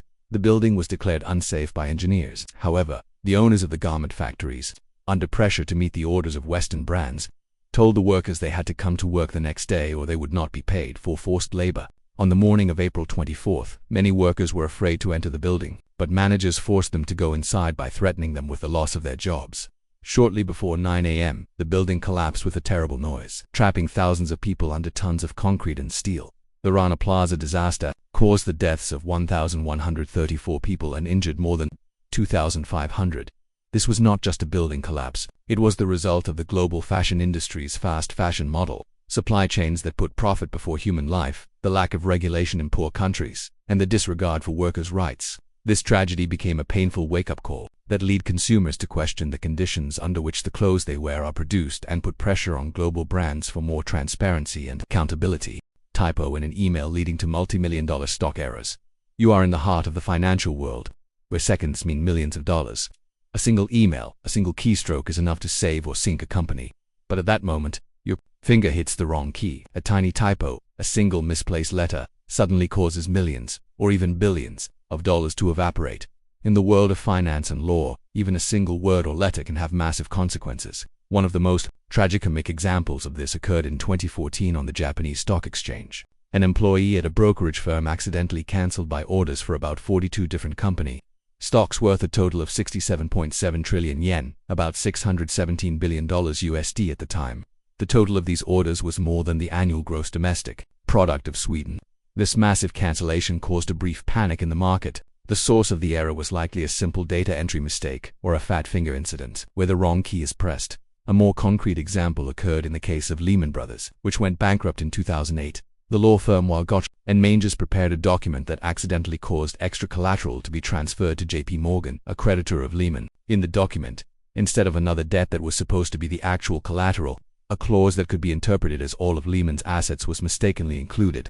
This simple but critical error was further complicated when an employee at another law firm, Simpson Thacker, unknowingly failed to delete an extra phrase while copying and pasting the document. This chain of small mistakes led to a legal chaos that could have allowed Barclays Bank to unfairly claim billions of dollars from Lehman's assets. Such errors show us how complex and interconnected the modern world is, and how fragile these systems can be. A tiny moment of carelessness by a single person working under high speed and pressure can shake global markets through a domino effect. This is one of the most expensive proofs of the saying, "The devil is in the details." NASA miscalculating a rocket's trajectory. You are sending a rocket to space to study the planet Venus. Months of preparation, an investment of millions of dollars. But in a single line of code in the computer program guiding the rocket, there is a tiny typo. A hyphen is missing. And this tiny omission forces the rocket to self-destruct in a fireball. Just 293 seconds after launch. In 1962, Mariner 1, the first mission of NASA's Mariner program, was about to set off for Venus. This was to be America's first interplanetary mission and meant a significant prestige gain against the Soviets in the space race. However, on July 22, 1962, just a few minutes after launching from Cape Canaveral, the Atlas Agena rocket began to veer dangerously off its course. Fearing that the rocket could go out of control and fall into civilian areas, ground controllers sent the self-destruct command as a last resort.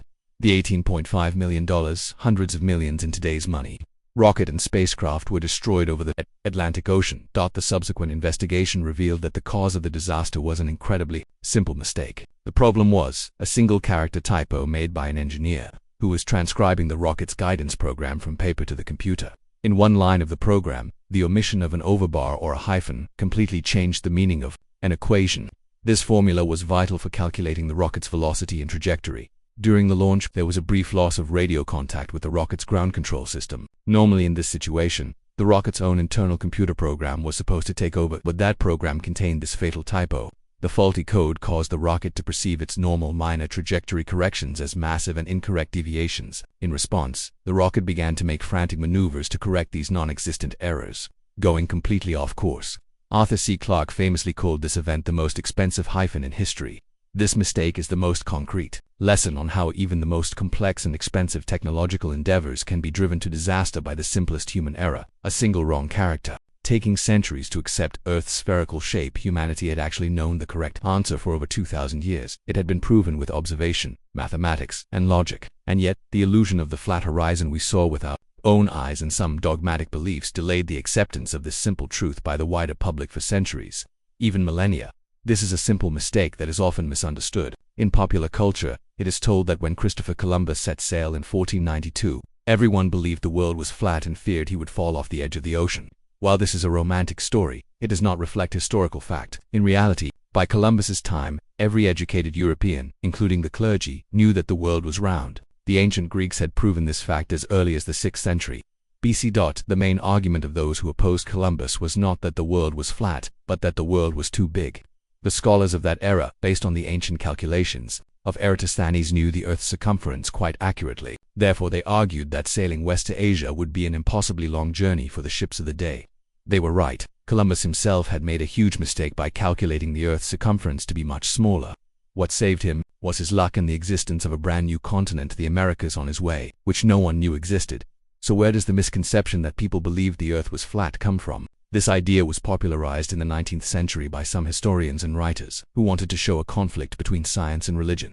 They distorted the Columbus story in this way to portray the Middle Ages as a dark period where the Church suppressed scientific thought. In reality, even in the Middle Ages, important thinkers like Bede and Aquinas accepted that the Earth was spherical. Therefore, the real simple mistake was the forgetting of a truth found by the ancient Greeks among the general public during the chaotic period after the fall of Rome, and then its later misrepresentation as a dogma everyone believed in to create a historical myth in the modern era.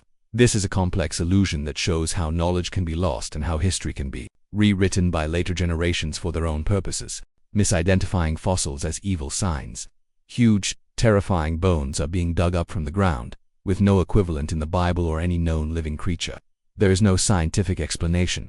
So what could they be? Of course, they must be the bones of the giants who roamed the earth before the flood, or worse, of devils and demons cursed by God. Long before dinosaur paleontology became a scientific discipline in the 19th century, people were encountering massive fossils all over the world. Since there was no scientific framework for what these bones were, people interpreted these findings within the framework of their own cultural and religious beliefs. This is a story of how simple ignorance can lead to fantastic and frightening theories in medieval and early modern Europe. These giant bones were generally explained in a few ways. 1. Bones of giants. The Bible mentioned giants called the Nephilim, who lived on earth before the flood. The large femur bones or skulls that were found were seen as the remains of these legendary giants. 2. Mythological creatures. Some fossils were interpreted as the bones of mythological creatures like dragons or griffins. Especially in China, dinosaur fossils were long called dragon bones and were ground into powder for use in traditional medicine. 3. Bones of the devil or demons.